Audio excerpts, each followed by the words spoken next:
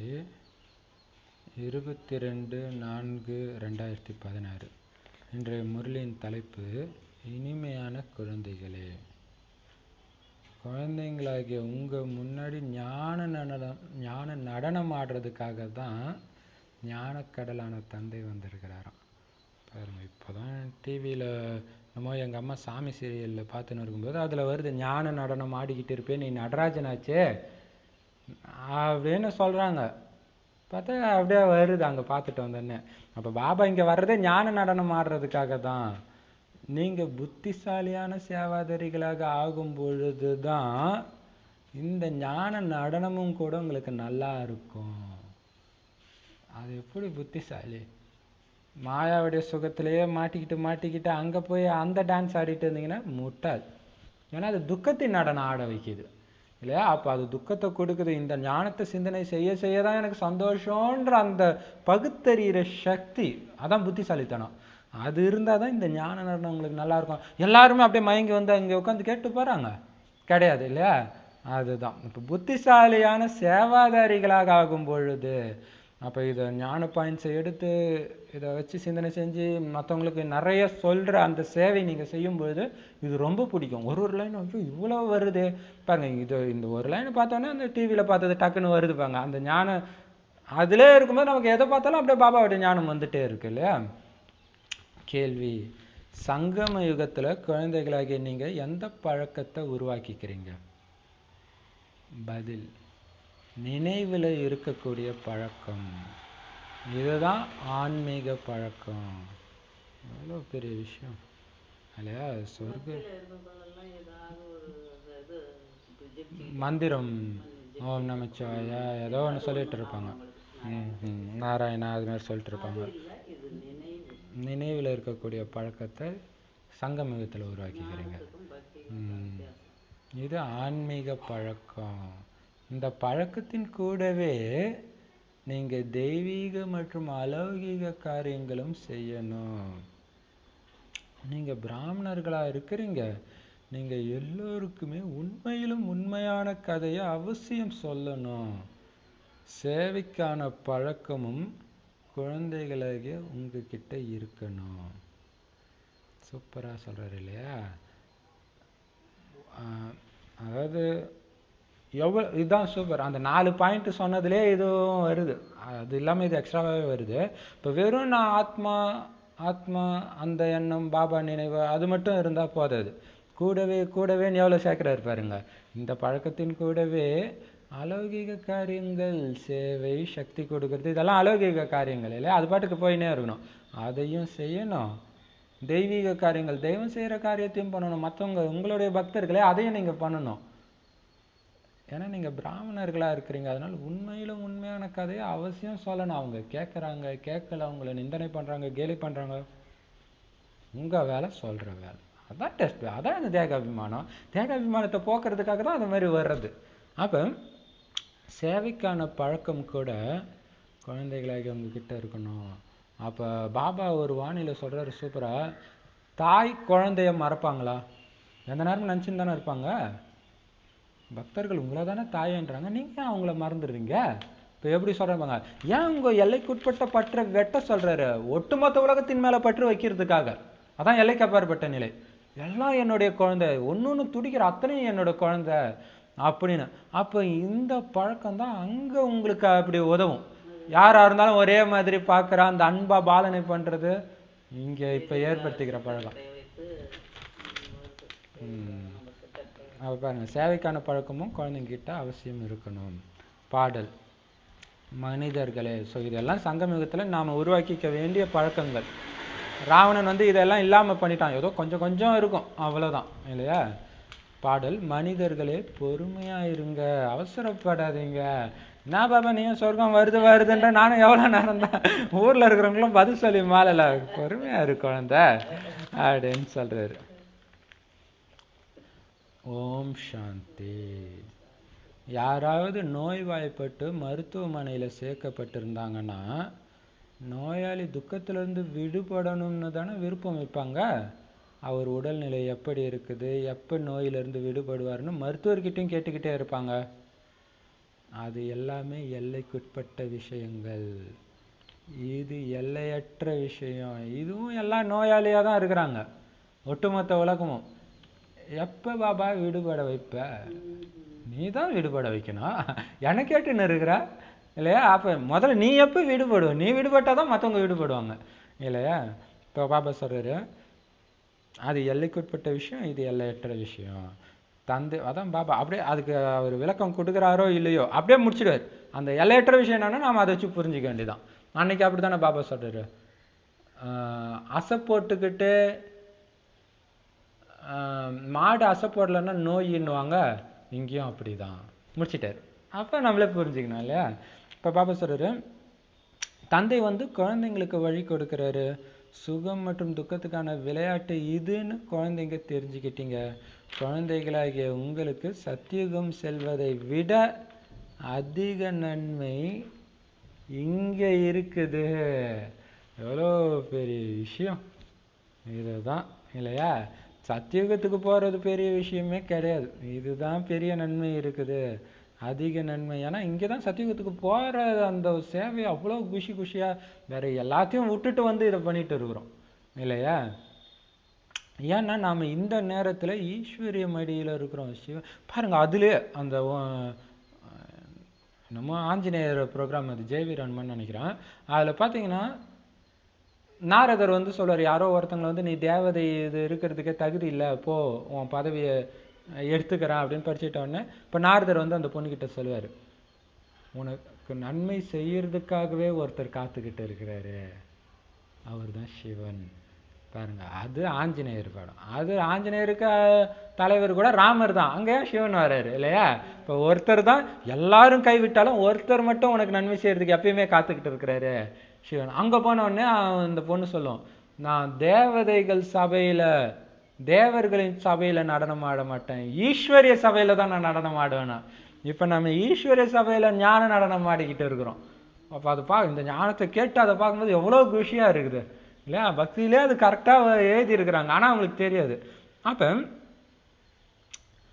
அதுதான் சத்தியுகம் போகிறத விட இங்கே தான் அதிக நன்மைனா என்ன அர்த்தம்? சத்தியுகத்தில் போய் நீங்கள் ஆடுறத விட இங்கே இந்த ஞான சபை ஈஸ்வரிய சபையில் ஆடுறதுல தான் உங்களுக்கு அதிக நன்மை இருக்குது. ஏன்னா ஈஸ்வரன் மடியில் இருக்கிறீங்க, இப்போ ஈஸ்வரன் குடும்பத்தினராக இருக்கிறீங்க அப்படின்னு தெரிஞ்சுக்கிட்டீங்க. எவ்வளோ அது நினைக்கும் போது எவ்வளோ விஷயம். ஈஸ்வரனுடைய குடும்பத்தில் இருக்கிறோம், கடவுளுடைய குடும்பத்தில் இருக்கிறோம். அப்போ பார்த்தீங்கன்னா கிறிஸ்தவர்கள் இந்த ஜெகோவின் சாட்சிகளில் பார்த்தீங்கன்னா சிஸ்டர் பிரதர் தான் கூப்பிட்டுக்குவாங்க எல்லாரையும், கல்யாணம் ஆனவங்க ஆகாதவங்க எல்லாரையுமே. கணவன் மனைவியை கூட பிரதர் சிஸ்டர் தான் கூப்பிடுறாங்க. அப்படி இருக்கிறது கிடையாது, பட் ஆனால் சும்மா வச்சு கூப்பிட்டுக்கிறாங்க. ஆனால் இறைவன் அப்பான்னு கூப்பிடுறது இல்லை. அப்புறம் எப்படி இல்லை, ஜெகோவா தேவனே அப்படின்றாங்க அவரு இல்லையா? அதுதான். அப்போ எப்படி இவங்க சகோதரர்களாம் நாங்கள், அது தெரியல அவங்களுக்கு. ஏசப்பான்ட்டு மற்ற கிறிஸ்தவர் சொல்கிறாங்க, அவங்க இயேசுவையும் ஏற்றுக்கிறது கிடையாது. அப்போ யாரு அப்போ அப்பான்ற உறவே போயிடுச்சு. அவங்களாவது பரவாயில்ல, ஏசையாவது அப்பான்னு சொன்னாங்க இல்லையா? அப்போ பாப்பா சொல்கிறாரு, இந்த அப்போ ஈஸ்வரனுடைய குடும்பத்தில் நேற்று போனா அந்த சிவன் கோயிலில் பர்மிஷன் வாங்குறதுக்கு போகிறோம், பட விளக்கம் கொடுக்க. ஆனால் போகும்போதே பாபா ஒன்று திட்டினா கூட பரவாயில்ல பாபா, நாங்கள் ஜாலியாக வாங்கிக்கிறோம் பாபான்னு தான் போனோம். போனோன்னே அவர் சொன்னார், இந்த இடத்துல நாங்கள் கொடுக்குறதில்ல, ஏற்கனவே கேட்டு பார்த்துருக்குறாங்க அப்படின்னு. ஆனால் ரொம்ப பணிவாக தான் சொன்னார். சரி பிரதர், வாசலில் வச்சுக்கலாமா கோயில் வாசல்? அது தாராளமாக வச்சுக்கோங்க, எங்கள் அப்பா கோயில் வாசலில் இருக்கிறது கூட எங்களுக்கு பெருமை தான் இல்லையா? சும்மா அப்பா கோயில் இல்லையா? இப்போ பாபா சொல்கிறாரு, ஈஸ்வரிய குடும்பத்தை, அதான் அந்த ஆனந்தம். ஈஸ்வர மடியில் இருக்கிறீங்க, ஈஸ்வர குடும்பத்தினர்களாக இருக்கிறோம்.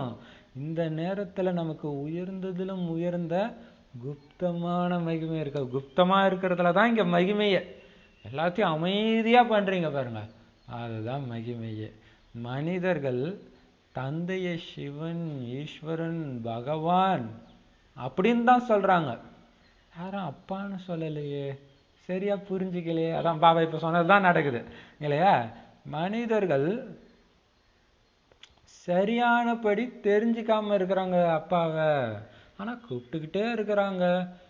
என் துக்கத்தில் காப்பாற்றுனா யார் காப்பாற்றுவா? அப்பா தான் காப்பாற்றுவாங்க, வேற யாரும் ரோட்டில் போகிறவங்கள காப்பாற்றுவாங்க. அப்போ அவர் அப்பான்னு தெரியல. கடவுளே கண்ணு இல்லையா, கண்ணு இல்லையா, கண்ணு இல்லையா, ஞான கண்ணு இல்லாதனால அவரை கண்ணு இல்லையான்னு நம்ம கேட்டுன்னு இருக்கிறோம். நாடகப்படி இப்படி நடந்து தான் ஆகணும். இதில் தான் நாம் அமைதியாகிடும். நாடகப்படி இப்படி தான் நடக்கும். ஞானம் மற்றும் அஞ்ஞானம், பகல் மற்றும் இரவு, இப்படியும் பாடிக்கிட்டு தான் வராங்க. பிரம்மாவின் பகல் பிரம்மாவின் இரவுன்னு பகவத்கீதையில் இருக்க தான் செய்யுது, பாடுறாங்க. ஆனால் தன்னை யாரும் இரவில் தமோ பிரதானமாக இருக்கிறோம்னு புரிஞ்சிக்க முடியாத அளவுக்கு தமோ பிரதான புத்தியுடையவர்களாக ஆகிட்டாங்க. எவ்வளோ பெரிய விஷயம் இல்லையா? தான் தமோ பிரதானம்னு புரிஞ்சிக்க முடியாத அளவுக்கு தமோ பிரதானம் ஆகிட்டாங்களாம். இது சூப்பரா இல்லை? புதுசாக ஒரு சாக்கடைக்கு போனால் நாரும், அந்த சாக்கடையிலே வாழ்ந்துன்னு இருந்தால் நாராது. அதான் சொல்றாரு, அதுலேயே ஊறி போயிட்டதுனால தான் தமோ பிரதானம் இருக்கிறோன்றது கூட தெரியாத அளவுக்கு தமோ பிரதான புத்தியுடையவர்களாக ஆயிட்டாங்க. யாரோட அதிர்ஷ்டத்தில் தந்தையுடைய, அதே மாதிரி கிறிஸ்தவர்கள் பார்த்தீங்கன்னா நம்ம எல்லாம் பாவிகள்னு வாங்க, அது கரெக்டு தான். பட் எதனால் பாவி ஆகணும் அது தெரியல. தூய்மைனா என்னன்னு தெரியல. ஏசு பரிசுத்தமானவர், நாங்கள் பாவி அப்படி சொல்லிக்கிறாங்க. யாருடைய அதிர்ஷ்டத்தில் தந்தையுடைய ஆஸ்தி அடையணும்னு இருக்குதோ அவங்களுடைய புத்தியில் தான் இது உட்காரும். நேற்று அங்கே கேம்புக்கு போகும்போது ஒரு 3-4 பேர் தான் இருந்தாங்க. அதில் ஒரு குழந்தை கேட்குது, பிரதர் எனக்கு ரொம்ப கோபமாக வருது பிரதர். ஒரு 6ஆவதோ என்னமோ தான் படிக்கிறான். இன்னொருத்தரும் அதே மாதிரியே கேட்டார், எனக்கும் கோபமாக இருக்குதுன்னு.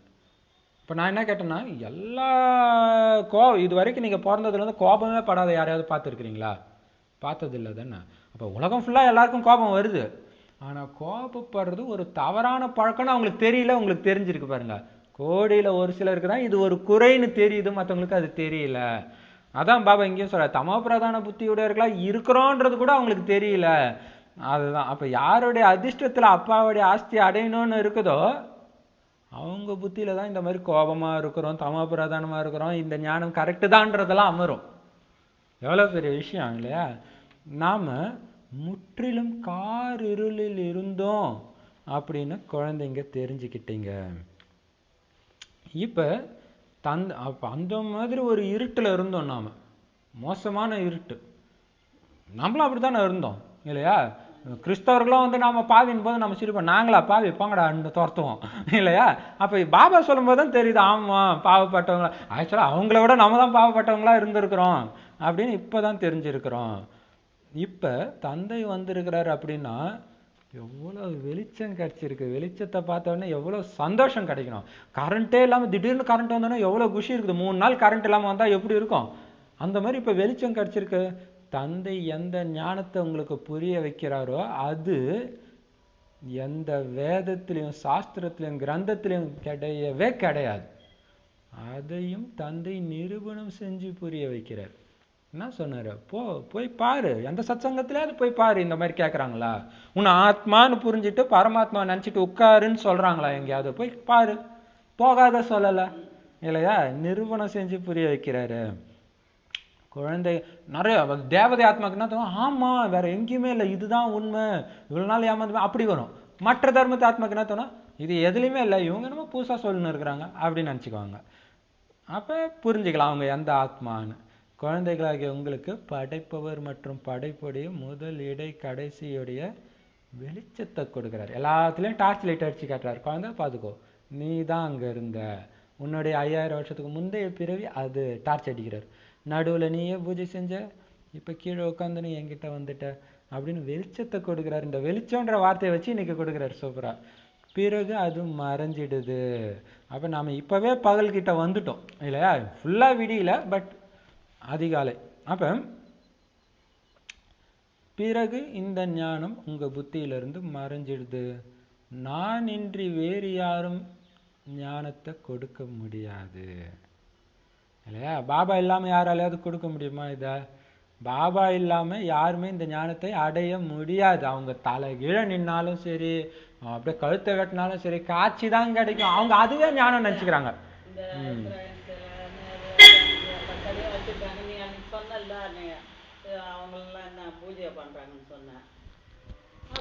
இந்திரா காந்தி சிலையா? சிலையெல்லாம் வச்சிருக்காங்க, எல்லாம் நினைவு சின்னமா நல்லா வாழ்ந்துட்டு போறாங்கன்னு சொல்லிட்டு ஏதோ வார்த்தைக்கு வந்தது. சரி சரி சரி, அரசியல் தலைவர் என்ன சொன்னா அவங்க எல்லாம் என்ன பூஜை பண்றாங்க, பூஜை அவங்களுக்கு சிலையா வச்சிருக்காங்க.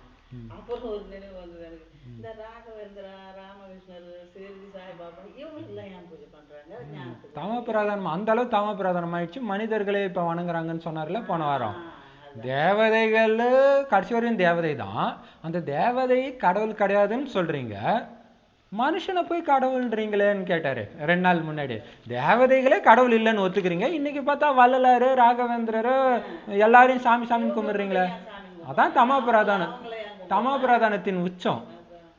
ஆனா நிறைய பேர் என்ன மனுஷனை போய் கும்பிடுறாங்கன்ட்டு ஏத்துக்க மாட்டாங்க. அதுதான் அது அப்படி ஒரு இது. இப்ப பாப்பா சொல்றாரு, இப்ப பெரியார் பின்னாடி அம்பேத்கர் பின்னாடி ஒரு கூட்டம் வருது இல்ல, அது மாதிரி தான் இதுவும் ஒரு கூட்டம். அதுதான் அங்கேயும் தான் போய் சிலைக்கு மாலை போடுறாங்க, நடிகர்களுக்கு பால் அபிஷேகம் பண்றாங்க கட் அவுட் வச்சு அந்த மாதிரி. சரி, அப்படின்னு அர்த்தம் நல்ல தம பிரதானம் ஆயிடுச்சு அப்படின்னு அர்த்தம். பாருங்க, பாபா வராம இந்த ஞானத்தை யாரும் அடைய முடியாது. பிறகு இந்த ஞானம் மறைஞ்சு போயிடும். கலியுகம் கடந்துடுச்சு, 5000 வருஷத்துக்கு பிறகு மீண்டும் ஏற்படும் அப்படின்னு உங்களால புரிஞ்சிக்க முடியுது. நமக்கு கலியுகத்துல இருக்கிறோமா, கலியுகத்தை விட்டு வந்துட்டோமா? கலியுகம் போயிடுச்சு, மறுபடியும் 5000 வருஷத்துக்கு கழிச்சு மீண்டும் ஏற்படும் அப்படின்னு உங்களால புரிஞ்சிக்க முடியுது. இது புது விஷயம், எந்த சாஸ்திரத்திலையும் இது கிடையாது. தந்தை இந்த ஞானத்தை எல்லோருக்கும் ஒரே மாதிரி தான் கற்றுக் கொடுக்குறாரு. ஆனா தாரணையில வரிசைக்கிரமம் இருக்குது. நல்ல சேவாதாரி குழந்தைங்க வரும் பொழுது பாபாவுடைய நடனமும் அப்படி நடைபெறுது. ஐயோ எவ்வளோ பெரிய விஷயம் தெரியுமா இது. நிஜமாதான் ஒரு சில இடத்துலலாம் ஒழுங்கா கேட்காதவங்க இந்த குழந்தைங்களும் ஒரு சில இடத்துல டார்ச்சர் பண்ணுவாங்க. அந்த இடத்துக்கு போனால் நமக்கே நடத்தணும்னு தோணாது. அதான் இங்கேயும் பாபா, அப்புறம் நான் பாபாவே அப்படி இருக்கும்போது நாம எப்படி பாபா சொல்வேன். நல்ல சேவாதாரி குழந்தைங்க வரும்போது பாபாவுடைய நடனமும் அந்த மாதிரி பயங்கரமா இருக்குமா ஞானம். இல்லாட்டினா ஞானம் சும்மா தான் இருக்குமா. அப்போ அது எவ்வளோ பெரிய விஷயம் இல்லையா. அதுதான் நடன பெண்களின் நடனத்தை பார்க்குறவங்க ஆர்வத்துடன் இருக்கும்போது அவங்களும் நல்ல குஷியோட நல்லா டான்ஸ் ஆடுவாங்க. குறைஞ்ச எண்ணிக்கையில் அங்கே எதிர உட்காந்துட்டு இருந்தாங்கன்னா சும்மா ஒரு பேருக்கு சின்ன நடனம் ஆடிட்டு போயிடுவாங்க. அப்படித்தானே இல்லையா? டான்ஸ் ஆனாலும் சரி, பாட்டு கச்சேரி பாடினா கூட அப்படிதான் இல்லையா? ஆஹா ஆஹான்னு கூறக்கூடியவங்க பலர் இருந்தாங்கன்னா அவங்களுக்கு டான்ஸ் ஆடுறவங்களுக்கு ஆர்வம் அதிகரிச்சிடும். நிறைய கேட்பாங்க, கை தட்டுங்க, இதுதான் எங்களுடைய ஊக்கம் அப்படி இப்படின்னுவாங்க. அதுதான் இல்லையா பெரிய விஷயம். அப்ப ஆக இங்கேயும் அப்படித்தான். பாபா இந்த பாஷை பாருங்க கண்டினியூஸா வருது, இங்கேயும் அப்படித்தான் இல்லையா. அப்ப முரளி எல்லா அப்ப பாருங்க, அப்ப பாபா ஒரு மீட்டு ஃபுல்லா வராரு. இப்பனா எல்லா மீட்லையும் அவர் பயங்கரமா பேச மாட்டார். ஒரு சில மீட்ல ஒன்றும் இருக்காது, சும்மா சாதாரணமாக தான் இருக்கும். ஒரு சில மீட்ல பார்த்தீங்கன்னா அப்படி பயங்கரமா பேசியிருப்பார். அப்ப அங்க நல்ல சேவாதாரி குழந்தைங்க வந்திருக்கிறாங்க அந்த மீட்டுக்குன்னு அர்த்தம். எவ்வளோ பெரிய விஷயம் இல்லை. அப்ப இங்கேயும் அப்படிதான். முரளி எல்லா குழந்தைங்களும் கேட்க தான் செய்கிறாங்க. ஆனால் எதிரில் கேட்குற விஷயமே தனிப்பட்டது தானே. எல்லாம் தான் கேட்குறாங்க. இப்போ இதுவுமே கூட பார்த்தீங்கன்னா இன்டர்நெட்டில் போட்டால் எல்லாருமே கேட்க தான் செய்கிறாங்க. பட் இங்கே எதிரில் யார் இருக்கிறாங்க அதுதான் நமக்கு அந்த ஊக்கத்தை கொடுக்கக்கூடியது. பாபா எவ்வளோ நான் ஆக்சுவலாக இன்றைக்கி ஃபுல்லாக இதை நினச்சினும் இருந்தேன், இப்படி இருக்குதுன்னு ஒரு மாதிரி. அதுக்கு ஆன்சர் சொல்கிற மாதிரியே சொல்கிறாரு. எல்லாரும் கேட்டால் கூட எதிரில் உட்கார விஷயன்றது தனி தானே, அதுதான் டக்குன்னு தூண்டுதல் கொடுக்குது. கிருஷ்ணர் நடனம் ஆடுறதா கூட காட்டி இருக்கிறாங்க. உண்மையில் அந்த நடனம் கிடையாது, அது உலகத்தில் ஆடுற அந்த டான்ஸ், உடம்பால் ஆடுற டான்ஸ் கிடையாது, ஞான நடனம். நான் ஞான நடனம் செய்வதற்காக வந்திருக்கிறேன். அப்ப நடராஜர்ன்றது பாபா இல்லையா. சூப்பர் இல்ல, எப்படி இருக்குது அப்படியே கேட்கும் போது இன்னொன்னுமா ஆகல. கூட பெண்ணு ஒருத்தர் அவங்களை வச்சு ஒரு டான்ஸ், பார்வதியோட டான்ஸ். நாம தான் அந்த பார்வதி, நாம தான் அந்த பார்வதி கூட சேர்ந்து நாமளும் தானே ஆடுறோம். இப்ப படிக்கும்போது அவர் மட்டும் ஆடிட்டு இருக்கிறாரு, நாமளும் தானே ஆடுறோம். எவ்வளவு அதான் உள்ளுக்குள்ள எவ்வளவு குஷி வருது. இப்ப பாபா சொல்றாரு போட்டி போட்டு நாம தான் ஆடணும். சரி, அப்ப பாபா சொல்றாரு ஞான நடனம் செய்யறதுக்காக தான் நான் வந்திருக்கிறேன். அப்ப நடராஜன்ற பேரு என்ன மாதிரி பேர் இல்ல. நான் இன்னைய வரைக்கும் பரதநாட்டியத்துல நடராஜர் சிலையை கும்பிட்டுட்டு தான் ஆரம்பிக்கிறாங்க. அது கடவுள் நம்பிக்கை இல்லாதவங்களே ஆடினாலும் சரி இல்லையா. இப்ப பாபா சொல்றாரு, அப்ப டான்ஸ் ஆட அவர் தான் கற்றுக் கொடுத்துருக்கிறாருன்றாங்க. ஆனா அவர் எந்த டான்ஸை கற்றுக் கொடுத்தாரு இல்லையா, அது தெரியல. நான் ஞானக்கடலானவன்னு சிவபாபா சுயம் சொல்றாரு. ஆக நல்ல நல்ல கருத்துக்கள் வெளிப்படுது. இது ஞான முரளி. முரளினா புல்லாங்குழல். ஞான இசை இசைச்சிட்டு இருக்கிறாரு பாபா. இசையும் நானே நடனம் நானேன்னு ஒரு பாட்டு கூட வரும்ல, ரெண்டுமே அவரே தான் பண்ணிட்டு இருக்கிறாரு. புல்லாங்குழலின் முரளி கிடையாது இது, புல்லாங்குழலோடைய ஓசை கிடையாது, ஞானத்தின் ஓசை இசை. பதித பாவன் தந்தை எளிய ராஜயோகம் கற்றுக் கொடுப்பாரா அல்லது புல்லாங்குழல வாசிக்கிறத கற்றுக் கொடுப்பாரா? சூப்பரா கேட்டாரு இல்ல. சிவன் உங்களுக்கு பரதநாட்டியம் ஆடுறது, இந்த புல்லாங்குழல் வாசிக்கிறதையா கற்றுக் கொடுத்துட்டு இருப்பாரு? ஞான முரளி, ஞான ராஜயோகம் தானே கற்றுக் கொடுப்பாரு. ஏன்னா அதையும் காட்டுறாங்க.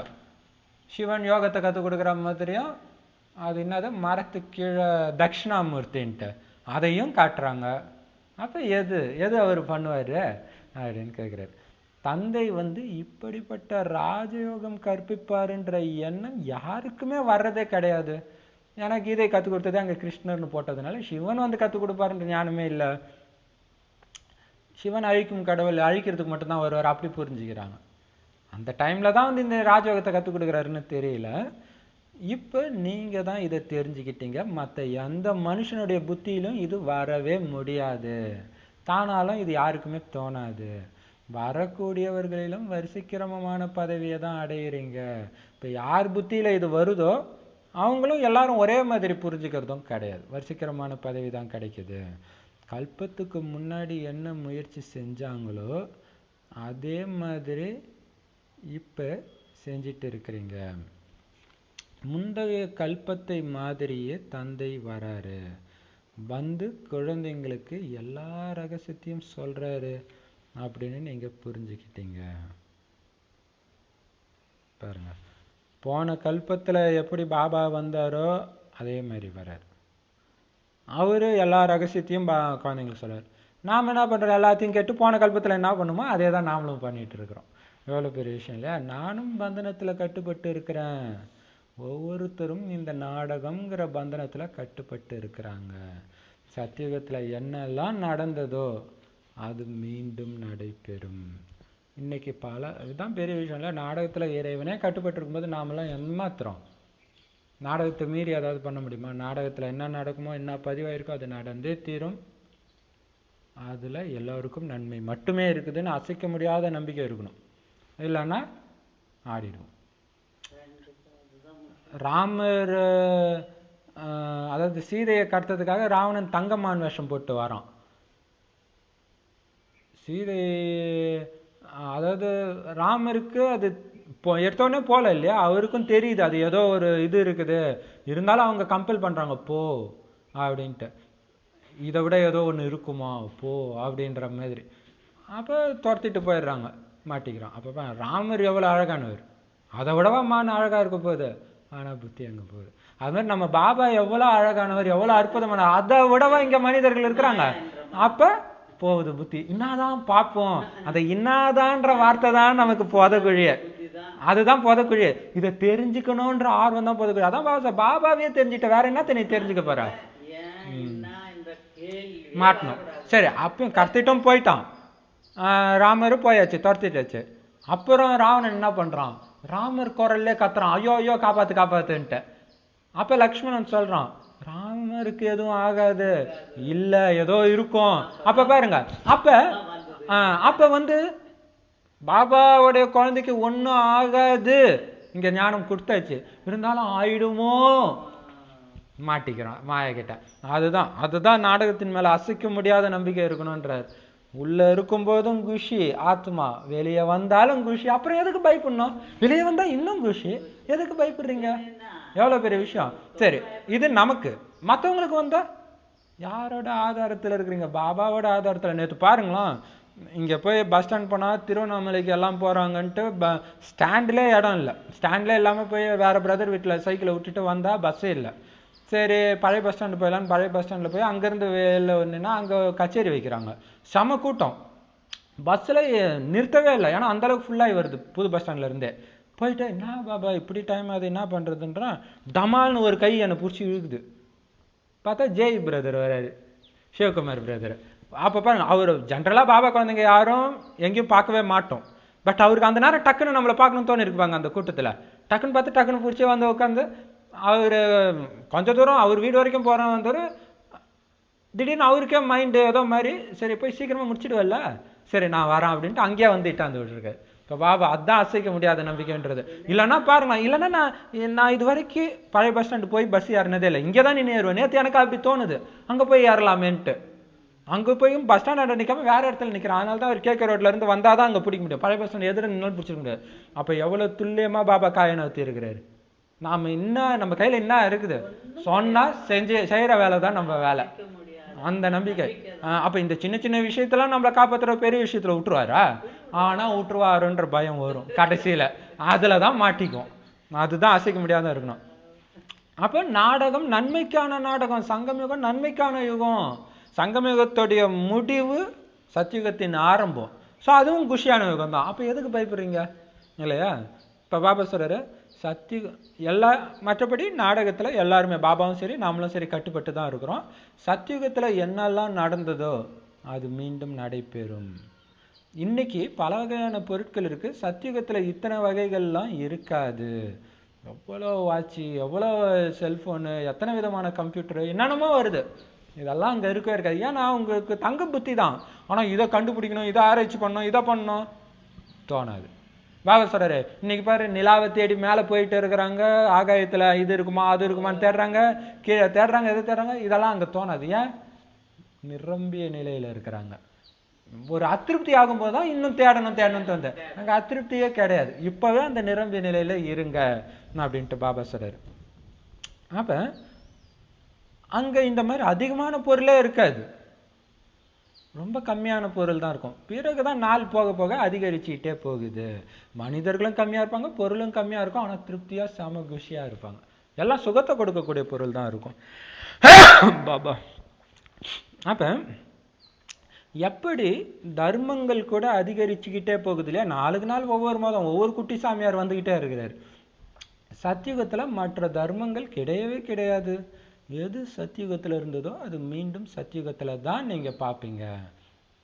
சத்தியுகத்தில் அசுத்தம் ஏற்படுத்தக்கூடிய எந்த பொருளுமே இருக்கவே முடியாது. அந்த தேவி தேவதைகளைத்தான் பகவான் பகவதின்னு சொல்றாங்க. வேற எந்த கண்டத்திலும் ஒரு பொழுதும் யாரையுமே பகவான் பகவதின்னு சொல்றதே கிடையாது. அந்த தேவதை எவ்வளோ சூப்பர் இல்லையா? வேற இந்தியாவில் உள்ள அந்த தேவதைகளைத்தான் கடவுளுக்கு சமமாக சொல்றாங்களே தவிர மற்ற எந்த வெளியில இருக்கிற கண்டத்திலையும் யாரையுமே பகவான் சொல்றது கிடையாது. அப்போ தனக்கு சமமாக்கிட்டு போயிருக்காரு இறைவன். எவ்வளோ பெரிய விஷயம். மற்றவங்க அந்த அளவுக்கு உயர்ந்தது கிடையாது. அதுதான் அந்த தேவதைகள். இன்னொன்று, இந்த ராகவேந்திரர், வள்ளலாறு, ரமண மகரிஷி அதெல்லாம் மகிமை பாடுறாங்கன்னா தூய்மையான ஆத்மாக்கள், முதல் பிறவி. ஸோ முதல் பிறவிக்குன்னு ஒரு மகிமை இருக்குல்ல, அதனால அது நடக்குது. இப்போ பாபா சொல்ற, வேற எந்த கண்டத்திலும் ஒருபொழுதும் யாரையும் பகவான் பகவதின்னு சொல்றது கிடையாது. அந்த தேவதைகள் அவசியம் சொர்க்கத்துல தான் ராஜ்யம் செஞ்சிருந்தாங்க. அவங்களுக்கு எவ்வளவு மகிமை இருக்குதுன்னு பாருங்க. இன்னைய வரைக்கும் 5000 வருஷம் முன்னாடி ஆண்டவங்களுடைய மகிமை இன்னைய வரைக்கும் இருக்குது. எவ்வளோ பெரிய விஷயம் இல்லையா? குழந்தைகளாகிய உங்களுக்கு இப்போ பொறுமை வந்துடுச்சு. பொறுமை வந்துடுச்சா? பாபாக்காக உங்களுக்கு பொறுமை வந்துடுச்சு. எனது பதவி உயர்வானதா அல்லது குறைந்ததா அப்படின்னு உங்களுக்கு தெரியும். நான் எவ்வளவு மதிப்பெண்களை எடுத்து தேர்ச்சி பெறுவேன் தெரியும் தானே நமக்கே. பாபாட்ட கேட்டால் தான் தெரியுமா? நமக்கே தெரியும் இல்லையா? ஒவ்வொருத்தரும் அவங்கள புரிஞ்சிக்க முடியும் தானே. இன்னார் நல்லா சேவை செய்கிறாங்க, நாள் செல்ல செல்ல புயல்களும் வந்து விடுகின்றன. நீங்கள் எந்த அளவுக்கு மேலே போகிறீங்களோ அதுக்கேற்ற மாதிரி டெஸ்ட் பேப்பர் வரும். 1வது படிக்கும்போது டெஸ்ட் கம்மியாக தான் இருக்கும், 10வது படிக்கும்போது அதே மாதிரி இருக்கும். அதே மாதிரி தான் இங்கேயும் 4 போக போக நீங்கள் பக்காவாக டெஸ்ட் பேப்பரும் பயங்கரமாக வரும். அப்போ ஆடாமல் அசையாமல் இருக்கணும். அதுதான் குழந்தைங்க கிட்ட எந்த கிரகச்சாரமும் புயல்களும் வரக்கூடாதுன்னு தந்தை சொல்றாரு. மாயா நல்ல நல்ல குழந்தைங்களையும் கீழே தள்ளிடுது. ஆக இன்னும் சிறிது காலம்தான் இருக்குதுன்னு தந்தை குழந்தைங்களுக்கு பொறுமை ஏற்படுத்துறாரு. நீங்க சேவையும் செய்யணும். பிறகு ஸ்தாபனை ஏற்பட்டு விட்டால் அங்கு சென்றே ஆக வேண்டும். இதுல ஒரு வினாடியும் கூட முன்பின் ஏற்பட முடியாது. ஒரு வினாடி தான் டக்குன்னு அங்கே ஓடிடுவீங்க நீங்க. ஆனா பாபா ஏன் பொறுமை சொல்றாரு இந்த இடத்துலன்னா, பாபா நாளுக்கு நாள் மாயா விதவிதமான ரூபத்துல என்ன உழ வைக்குது பாபா, கொஞ்சம் பொறுத்துக்கோ, கொஞ்ச நேரம் ஆடாம இரு, புயல் வராது. அதுக்கப்புறம் இன்னும் கொஞ்ச நாள் தான் இருக்குது அப்படி சொல்றாரு. புயல் வரக்கூடாதுன்னு தந்தை சொல்றாருன்றது எந்த அர்த்தத்துல அப்படின்னா, நீங்க மாட்டிக்க கூடாதுன்னு அர்த்தம் இல்லையா? நீங்க கேட்டை திறந்து விட்டாதான் புயல் வரும். தேக அபிமானன்ற கதவு, அதுதான் மாயான்ற புயல் வர்றதுக்கான டோரே இல்லையா? அந்த கதவை எப்பயுமே மூடி வைங்க. அங்க என்ன இருக்குது, மாயா ரொம்ப கவர்ச்சியா இருக்கு, அங்க என்ன இருக்குதுன்னு கதவை ஏன் திறந்து பாக்குறீங்க? பார்த்தா பிடிச்சிட்டு போயிடும் இல்லையா? பாபா கிட்ட இருந்து வெளியே வரக்கூடாது. பாபா சொல்லிட்டாரு சுத்தி சண்டை நடக்குது, நிஜமா வாழ்னு திரும்பி போயிட்டீங்கன்னா மாட்டிக்குவீங்க. சொல்றாரு அப்பா. அவர் என்ன பொய்யா சொல்லுவாரு? ஏன் அங்க போறீங்க? மாயா கிட்ட எதிர நின்னெல்லாம் யாரும் ஜெயிக்க முடியாது, அங்க போகவே கூடாது. அப்படிதான் இப்ப பாபா சொல்றாரு. ஏன்னா கொஞ்சம் என்னன்னு பார்க்கும்போது மாயா ஸ்லைட்டா அடிக்கும் போது என்ன ஆகும்னா, அதோடைய பவர் இறங்குனதுக்கு அப்புறம் இன்னும் கீழே இறங்கணும்ன்ற எண்ணம் தான் வரும். திரும்ப திரும்ப போயிட்டே இருப்பீங்க. அதுக்குதான் பாபா சொல்றாரு கொஞ்சம் கூட வரக்கூடாது. ஸோ பொறுத்துக்குங்க, இன்னும் கொஞ்ச நாளைக்கு அப்புறம் புயல் வராது. அதனால அது வரைக்கும் ஆடாம அசையாம இருங்க. ஸ்தாபனை ஏற்பட்டோன்னே ஒரு வினாடி கூட தாமதம் ஏற்படாம போயிடுவீங்க. இந்த ரகசியங்களை குழந்தைங்க மட்டும்தான் புரிஞ்சுக்க முடியும், எல்லாரும் புரிஞ்சிக்க முடியாது. நாம நாடகத்துடைய நடிகர்கள். இதுல நமக்கு முக்கியமான பாகம் என்ன பாகம்? நம்ம பாகம் கதாநாயகன் கதாநாயகி அத்தனை பேரும் பார்த்துட்டு இருக்காங்க. அது சதா ஞாபகம் இருக்கணும். நான் கதாநாயகன் நாயகி ஒரு டெஸ்ட் பேப்பர் வருதுன்னா ஒட்டுமொத்த உலகமும் என்ன பார்க்குது, இதுல இவன் என்னதான் பண்றான்ட்டு. ஏன்னா கடைசியில பாபா போட்டு காட்டுவாரு. கடைசியில கேட்பாங்கல்ல, எனக்கு இந்த டெஸ்ட் பேப்பர் வந்துச்சு, இந்த டெஸ்ட் பேப்பர் வந்தா உனக்கு தெரியும் அப்படின்னு கேட்பாங்க குழந்தைங்க. அப்படியா, அந்த குழந்தைய பாருன்ட்டு போட்டு காட்டுவாங்க. இந்த இடத்துல இந்த குழந்தை எப்படி தப்பிச்சுதுன்ட்டு. அப்போ உனக்கு வைராக்கியம் இல்லை, நம்பிக்கை இல்லை, மயங்கின மாட்டினேன். அப்ப அந்த உதாரண மூர்த்தியா நான் இருக்கணும்ன்ற எண்ணம் ஓடிக்கிட்டே இருக்கணும். அப்ப உங்களுக்கு தான் முக்கியமான பாகம் இருக்குது. பாரதத்துல தான் வெற்றி தோல்விக்கான விளையாட்டு பதிவாகி இருக்கு. பாரதம் தான் பாவனமாக அவ்வளவு தூய்மையாகவும் இருந்துச்சு. எவ்வளவு அமைதி, எவ்வளவு தூய்மையுடன் இருந்தது. இது நேற்றைய விஷயம். எவ்வளவு பெரிய விஷயம். இது நேற்றைய விஷயம். நேற்று நாம தான் நடிப்பு நடிச்சிருந்தோம். இன்னொரு பெரிய விஷயம் பார்த்தீங்கன்னா, இப்பதான் பாட்டெல்லாம் போட ஆரம்பிச்சுட்டாங்க கோயில்ல. அதெல்லாம் இல்லாதப்ப கோயில் எப்படி இருந்திருக்கும்? அமைதியா இருந்திருக்கும். மற்றபடி சர்ச்சு மசூதி அங்கெல்லாம் பார்த்தீங்கன்னா பேசிக்கிட்டு தான் இருக்கிறாங்க இல்லையா? சர்ச்சு வந்தா அங்க ஒரு பிரசங்கம் பண்ணிட்டு இருப்பாங்க. மசூதியிலும் ஏதோ வாரத்துக்கு ஒரு நாள் ஏதோ ஒன்று பிரசங்கம் பண்ணுவாங்க. ஆனா கோயில் அப்படிலாம் எதுவுமே கிடையாது. கோயில்ல கிடையாது இல்லையா? அப்ப அந்த ஒரு அமைதி, அங்க உள்ள போனோடனே அமைதி, எதுவுமே இல்லாம சும்மா போயிட்டு வராங்க. அப்ப சொர்க்கம் அப்படி இருக்கும் அதோடைய மாதிரி இல்லையா? அவ்வளவு அமைதியா இருந்துச்சு, அவ்வளவு தூய்மையா இருந்துச்சு. நேத்தைய விஷயம் இந்த எல்லைக்கு அப்பாற்பட்ட நாடகத்துல அது நேத்து நாம தான் இந்த நடிப்பை நடிச்சிருந்தோம். 5000 வருஷத்துக்கான பாகம் பதிவாகி இருக்கு ஆத்மால. நாம சுத்தி வந்துட்டோம், அந்த 5000 வருஷத்தை முடிச்சிட்டோம். இப்ப மீண்டும் பாபா கிட்ட தொடர்பு வைக்கிறோம். ஏன்? அவரு தான் இந்த விஷக்கடலை வந்து அப்படி தூக்கி சொர்க்கத்துல இட்டாந்து விடுறாரு. அதுதான் நிறைய மதத்துல பாத்தீங்கன்னா, இயேசு எல்லாம் பாத்தீங்கன்னா ஒருத்தன் கடல்ல மூழ்கிறோன்னா அப்படி தூக்குற மாதிரி காட்டியிருப்பாங்க. பைபிள்ல அது மாதிரி ஒரு இது வரும், அவரு கடல்ல நடந்து வந்தாரு, ஒருத்தன் மூழ்கினான்னு. ஆனா இங்க கடவுள்ல, இங்க விஷக்கடல்ல இருந்து தூக்குறதுடைய நினைவாக அங்க அப்படி பதிவாகி இருக்குது. அப்ப இப்பதான் நம்ம பாபா கிட்ட தொடர்பு வைக்கிறோம். ஏன்? இதன் மூலம் தான் நம்ம கரை நீங்கும். கரை நீங்கினாதான் ஆத்மா லேசாகி பறக்கும். தந்தை நினைவுக்கு வரும் பொழுது அவசியம் அவர் கொடுக்கிற சொத்தும் நினைவுக்கு வரும். முதல்ல அல்லாஹ்வை தெரிஞ்சுக்கணும். அல்லாஹ்னா யாரு? சிவபாபா தான் இல்ல? சிவன் அல்லாஹ் பரம்பிதா, 3 ஒன்று தான். முதல்ல அல்லாஹ்வை தெரிஞ்சுக்கணும், அப்புறம் தான் ஆஸ்தி. அல்லாஹ்வையே தெரிஞ்சுக்காம நபி சொன்னதையே ஃபாலோ பண்ணிட்டு இருந்தா எப்படி ஆஸ்தி கிடைக்கும்? அல்லாஹ்வை பத்தியே எதுவுமே சொல்லலையே அதுல. அவர் எப்படி இருப்பாருன்னா, அவர் உருவமற்றவர், அற்றவர் கூட அற்றவண்ணா இன்னுன்ட்டு இல்லையா? அப்ப பாபா சொல்றாரு, நீங்க என்ன தெரிஞ்சுக்கிறதன் மூலமாக என் மூலமாக எல்லாத்தையும் தெரிஞ்சுக்குவீங்க. அதுக்கு மேல உங்களுக்கு தெரிஞ்சுக்கிறதுக்கு என்ன இருக்குது? சூப்பரா கேட்டார் இல்லையா? உங்களுக்கு என்ன தேவை, சுகமா துக்கம், சுகம் சந்தோஷம் அமைதி நிரம்பி இருக்கிறதுக்கு, அது எல்லாத்தையும் நான் கொடுத்துட்றேன். இதை தவிர மற்ற எல்லாம் உங்களுக்கு துக்கம் கொடுக்கக்கூடிய விஷயம் தான். அதுக்கு ஏன் போறீங்க? இந்த பாயிண்ட் ஆனா நம்ம பார்த்தீங்கன்னா 3 வருஷமா பல தடவை வருது தான். ஆனா இப்பதான் இந்த ஞானமே இதோட உண்மையான அர்த்தம் தெரியுது. இப்ப இன்னும் எவ்வளோ போக போக வரும் இல்லையா? ஒளிஞ்சு இருக்குது, அது போக போக தான் நமக்கு தெரியுது. நீங்கள் என்னை அறிந்து கொள்வதன் மூலம் என் மூலமாக அனைத்தையும் அறிந்து கொண்டு விடுவீர்கள் அப்படின்னு தந்தை சொல்றாரு. ஞானம் மிகவும் எளிது, ஒரு வினாடிக்கானது. ஒரு பிரதர் ஏதோ ஒரு இங்கிலீஷ் படத்துல இருந்து ஏதோ ஒரு படத்தை போட்டு அவர் சொல்றாரு, சரவணன் சேவ்ஸ் வேர்ல்டு அப்படின்ட்டு அவருடைய பேர் இருக்கும். அவர் பார்த்தா சொல்றாரு, ஆத்மா உணர்வு ஆக்டிவேட் ஆயிடுச்சு அப்படின்னா எல்லாம் நிரம்பியவங்களாயிடும், மேல் நோக்கி போயிட்டு இருப்போம், சதா ஆனந்தமா இருப்போம். ஆனா இந்த விஷயத்தை யாரும் புரிஞ்சிக்க மாட்டாங்க, அதனால உலகாயுத விஷயத்திலே போயிட்டு இருக்கிறாங்க அப்படின்ட்டு. அவர் சமீபமா தான் பாபா ஞானத்தை கேட்டுக்கிட்டு இருக்கிறாரு. இன்னும் பாபா சென்டர் கூட போகலன்னு நினைக்கிறேன். பட் ஆனா அவருக்கு கூட படத்தை பார்த்தா அது தெரியுது பாருங்க, எவ்வளவு பெரிய விஷயம் இல்லையா? அப்ப இருந்தாலும் புரிய வச்சுக்கிட்டே இருக்கிற. அப்ப பாருங்க, இந்த ஞானம் ரொம்ப ஈஸி, ஒரு வினாடிக்கான ஞானம் தான்.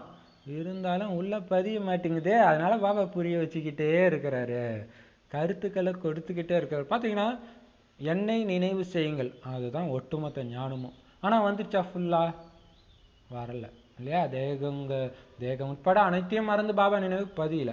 ஆனால் பாபா பல கருத்துக்கள் அதுல வெளிப்பட்டுக்கிட்டே இருக்குது.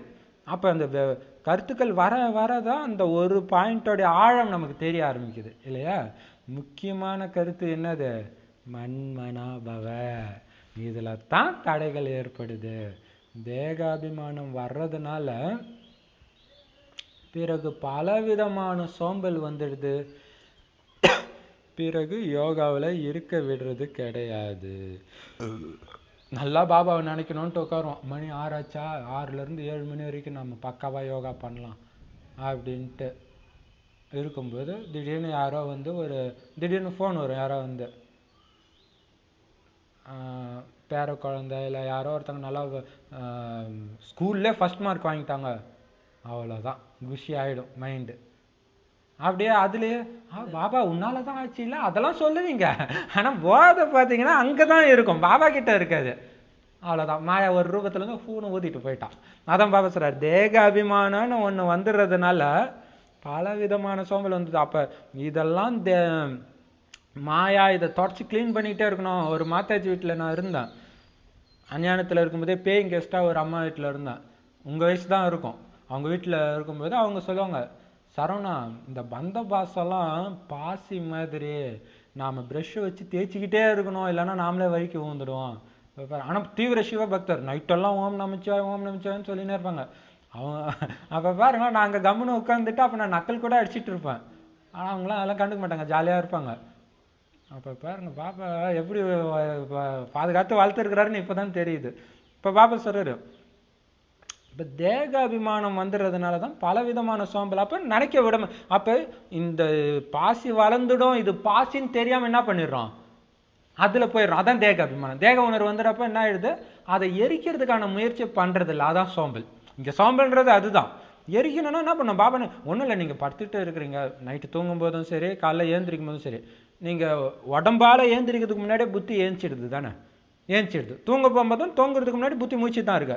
அந்த time full and full Baba நினைவிலே இருக்கணும், அப்படியே தூங்கணும். ஏந்திரிச்சு கொஞ்சம் முழிப்பு வந்துச்சுன்னு தெரிஞ்சோன்னா அப்படியே பாபா நினைவிலே இருக்கணும் ஃபுல்லாக. ஏன்னா அந்த டைம்லேயே மாயா அட்டாக் பண்ணும் இல்லையா, அங்கேயே நிரப்பிடணும். அப்போ அப்படி இல்லைன்னா சோம்பல்னால மற்ற எண்ணம் வர ஆரம்பிச்சிடுது. பிறகு யோகாவில் இருக்க விடுறது கிடையாது. அப்போ பாபா அதிகாலையில் எழுந்திரிச்சு பாபாவை நினைவு செய்யறது காரணம்னா முதல்ல அவரை நிரப்பி விட்டீங்கன்னா தப்பிச்சிடுவீங்க. நிரப்பாமல் விட்டுட்டோம் மாட்டணும், அதுதான். யோகாவில் இருக்க விடுறது கிடையாது. பக்தி மார்க்கத்திலையும் கூட கிருஷ்ணருடைய நினைவில் உட்காரும் பொழுது புத்தி எங்கெங்கேயோ அலைய ஆரம்பிச்சிடுது இல்லையா? தீவிர கிருஷ்ண பக்தர்கள்லாம் உட்கார்ந்தா கூட பஜனையே வாயால பாடினா கூட புத்தி எங்கேயோ கூட போகும். பக்தியின் அனுபவம் எல்லோருக்குமே இருக்குது. இந்த பிறப்புக்கான விஷயமாகும். இந்த பிறப்பை தெரிந்து கொள்வதனால் கொஞ்சமாவது கடந்தவைகளையும் உங்களால புரிஞ்சிக்க முடியும். கரெக்டு தானே? இப்ப தெரிஞ்சுக்கிறதன் மூலமா தான் கடந்த விஷயத்தெல்லாம் என்னென்ன நடந்ததுன்னு புரிஞ்சிக்க முடியுது. நம்மளால எப்படி மாட்டணும், எதனால மாட்டணும், எல்லாமே. தந்தையை நினைவு செய்யறதுக்கான பழக்கம் குழந்தைங்களுக்கு ஏற்பட்டுருச்சு. இன்னும் பக்காவா தான் ஆகல, ஆனா அந்த பழக்கம் இல்லைன்னு யாரும் சொல்ல முடியாது இல்லையா? ஆட்டோமேட்டிக்கா ஏதோ ஒரு போயிடுது, டக்குன்னு பாபாட்ட போயிடுது. எந்த அளவுக்கு நினைவு செய்வீங்களோ அந்த அளவுக்கு குஷி அதிகரிக்கும். கூடவே தெய்வீக மற்றும் அலௌகீக காரியமும் செய்யணும். பாபா நினைவு ஒரு பக்கம், பாபா கூட பேசுறது, சக்தி கொடுக்கறது, ஞான கடலை கடையிறது, இது எல்லாமே அலௌகீக காரியம். ஸோ இதையும் நீங்க செய்யணும். நீங்க பிராமணர்கள், நீங்க சத்திய நாராயணனுடைய கதைய, அமர கதைய சொல்றீங்க. மூல விஷயம் ஒன்னே ஒண்ணுதான். பாருங்க, ஒரு பிரதர் அங்க கோயம்புத்தூர் நீர் மோர் பந்தல் அந்த சேவை அப்ப சொல்றாரு எல்லாரையும், போங்க போங்க சத்யநாராயணன் கதை சொல்றாங்க, போங்க போங்க அப்படி சொல்லி அனுப்புறாரு இல்லையா? அப்ப பாபா ஞானத்துல அது அவருக்கு பிடிச்சிருக்குது, டக்குன்னு சொல்றாரு. கரெக்டு தான் இல்லையா? மூல விஷயம் ஒன்னே ஒண்ணுதான். அப்படி கூட நம்ம கோர்ஸ் கொடுக்க ஆரம்பிக்கலாம். சத்யநாராயணன் கதை, சத்தியமான இந்த நாராயணனுடைய கதையை இப்ப கேட்க போறீங்க, இது எந்த விதத்துலயும் இல்லைன்னு சொல்லி அனுப்பலாம் இல்லையா? அமர கதையை கேட்குறீங்க, சிவபக்தரா இருந்தா சிவன் பார்வதிக்கு சொன்னார் இல்லையா, அந்த கதையை இப்ப கேட்க போறீங்க அப்படின்னு சொல்லி அனுப்பலாம். மூல விஷயம் ஒன்னே ஒண்ணுதான், அதுல எல்லா விஷயமும் வந்துடுது. என்ன அந்த விஷயம்? நினைவு இல்லையா?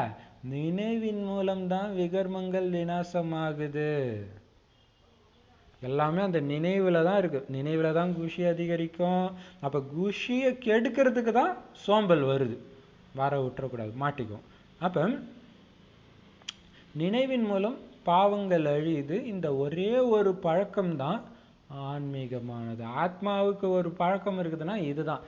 இந்த பழக்கம் தான் உங்களுக்கு அடுத்த 2500 வருஷம் காப்பாற்ற போகுது. நான் ஆத்மா நான் ஆத்மான்னு இருந்துகிட்டே இருக்கும். எதுலையுமே புத்தி ஒட்டாது. ஒட்டிச்சுன்னா மாட்டிக்கும்.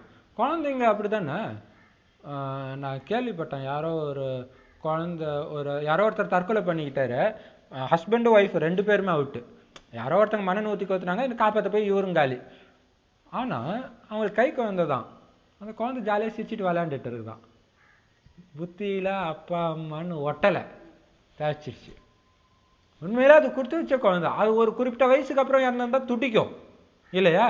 ஆனா அந்த வயசுல இருக்கிறது நல்லதுதான். அதுக்கப்புறம் யாரோ வளர்க்க தான் போறாங்க, அப்புறம் பெருசா தெரியாது. அது சூப்பர் இல்லையா? அப்படிதான் நாம் அங்க இருப்போம். அப்ப ஒட்டக்கூடாது புத்தியில. இப்ப ஞானம் ரொம்ப ரொம்ப ஈஸின்னு தந்தை புரிய வைக்கிறாரு.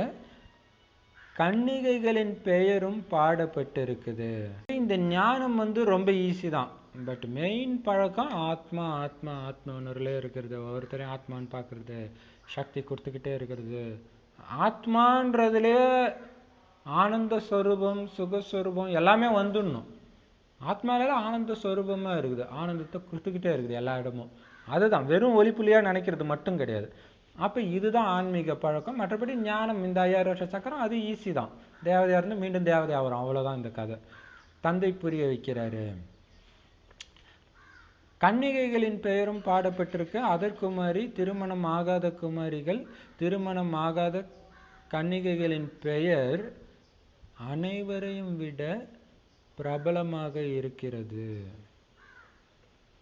அவர்களுக்கு எந்த பந்தனமும் கிடையாது.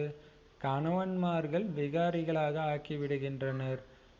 இந்த தந்தை சொர்க்கம் அழைச்சிட்டு போறதுக்காக உங்களை அலங்கரிக்கிறாரு. இனிய கடலுக்கு அழைத்து செல்கிறார். இந்த பழைய உலகம், பழைய சரீர சகிதமாக அனைத்தையும் முற்றிலும் மறந்து விடுங்கள்னு தந்தை சொல்றாரு. மறந்துடுங்கன்றார். பார்க்கும்போதுலாம் இவங்களுக்கும் எனக்கு சம்மந்தம் இல்லை ஒரு பக்கம் அது ஓடிக்கிட்டே இருக்கணும். பாபா நான் உன்கிட்ட தான் பேசிட்டு இருக்கிறேன். ஒருத்தன்கிட்ட பேசிட்டு இருக்கும்போது கூட பாபா நான் உன்கிட்ட பேசிட்டு இருக்கிறேன் பாபா, அவங்க சொல்றதெல்லாம் நான் கேட்கல பாபான்னு மனசுக்குள்ள பேசிக்கிட்டே இருக்கணும். அப்பதான் நம்ம தப்பிப்போம். அப்ப பாபா சொல்றாரு பாருங்க, கல்யாணம் ஆகாத பொண்ணுங்களுக்கு தான் அவ்வளவு மகிமை. கல்யாணம் ஆகாத பெண் சாமி யாரு? பேரே கன்னிகா பரமேஸ்வரி.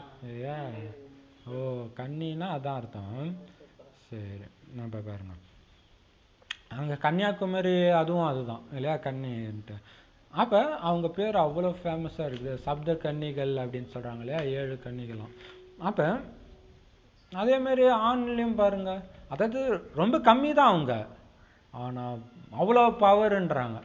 ஐயப்பன் கன்னியா இருக்கிறாரு அப்படிங்கிறதுக்காக அங்கே எவ்வளோ கூட்டம் போகுது, எவ்வளோ அந்த பவர் இருக்குது இல்லையா.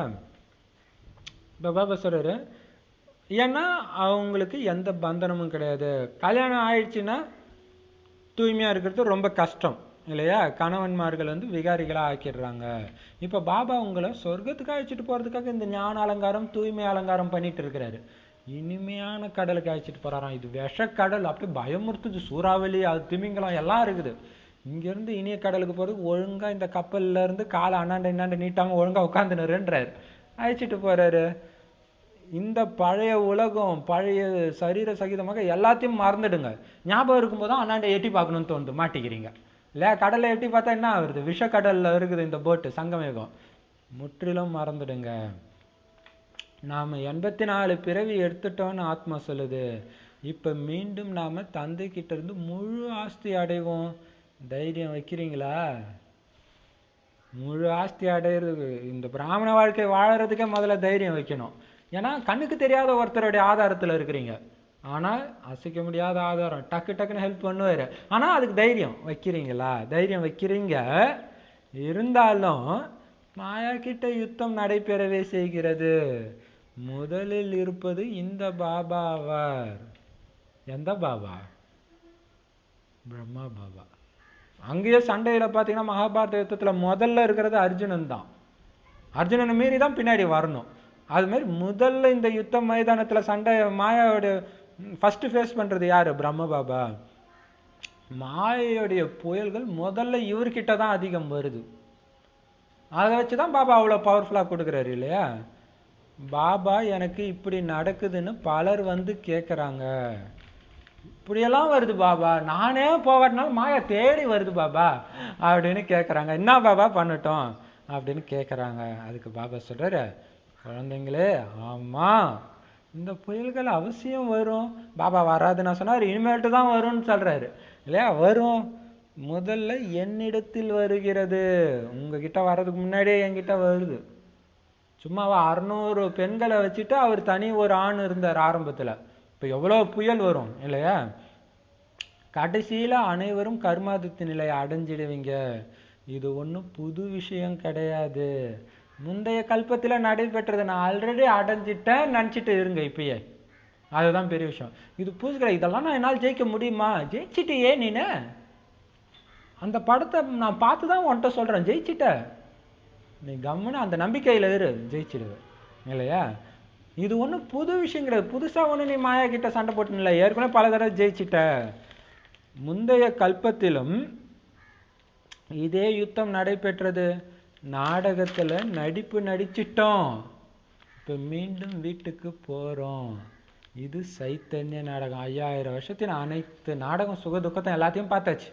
இப்போ வீட்டுக்கு போகிறோம். இது உயிரோட்டமான நாடகம். இந்த பழைய உலகம் நரகம்னு குழந்தைங்க தெரிஞ்சுக்கிட்டீங்க. இந்த லக்ஷ்மி நாராயணன் தான் பார்க்கடலில் இருந்தாங்கன்னு சொல்கிறாங்க. இவங்களுடைய கோயிலை கூட எவ்வளோ நல்லா உருவாக்குறாங்க. முதல்ல கோயில் கட்டி இருக்கும் பொழுது அவசியம் பாலை குலமாக ஆக்கி அதில் விஷ்ணுவை அமர செய்திருப்பார்.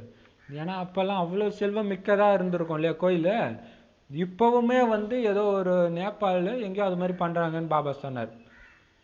அப்போ நேபாளில் அந்த கோயில் தான் இப்போ இருக்கான்னு தெரியல, இன்டர்நெட்லையும் ஃபேமஸாக இருக்குது. ஒரு குளம் இருக்குது, ஃபுல்லாக தண்ணி இருக்குது.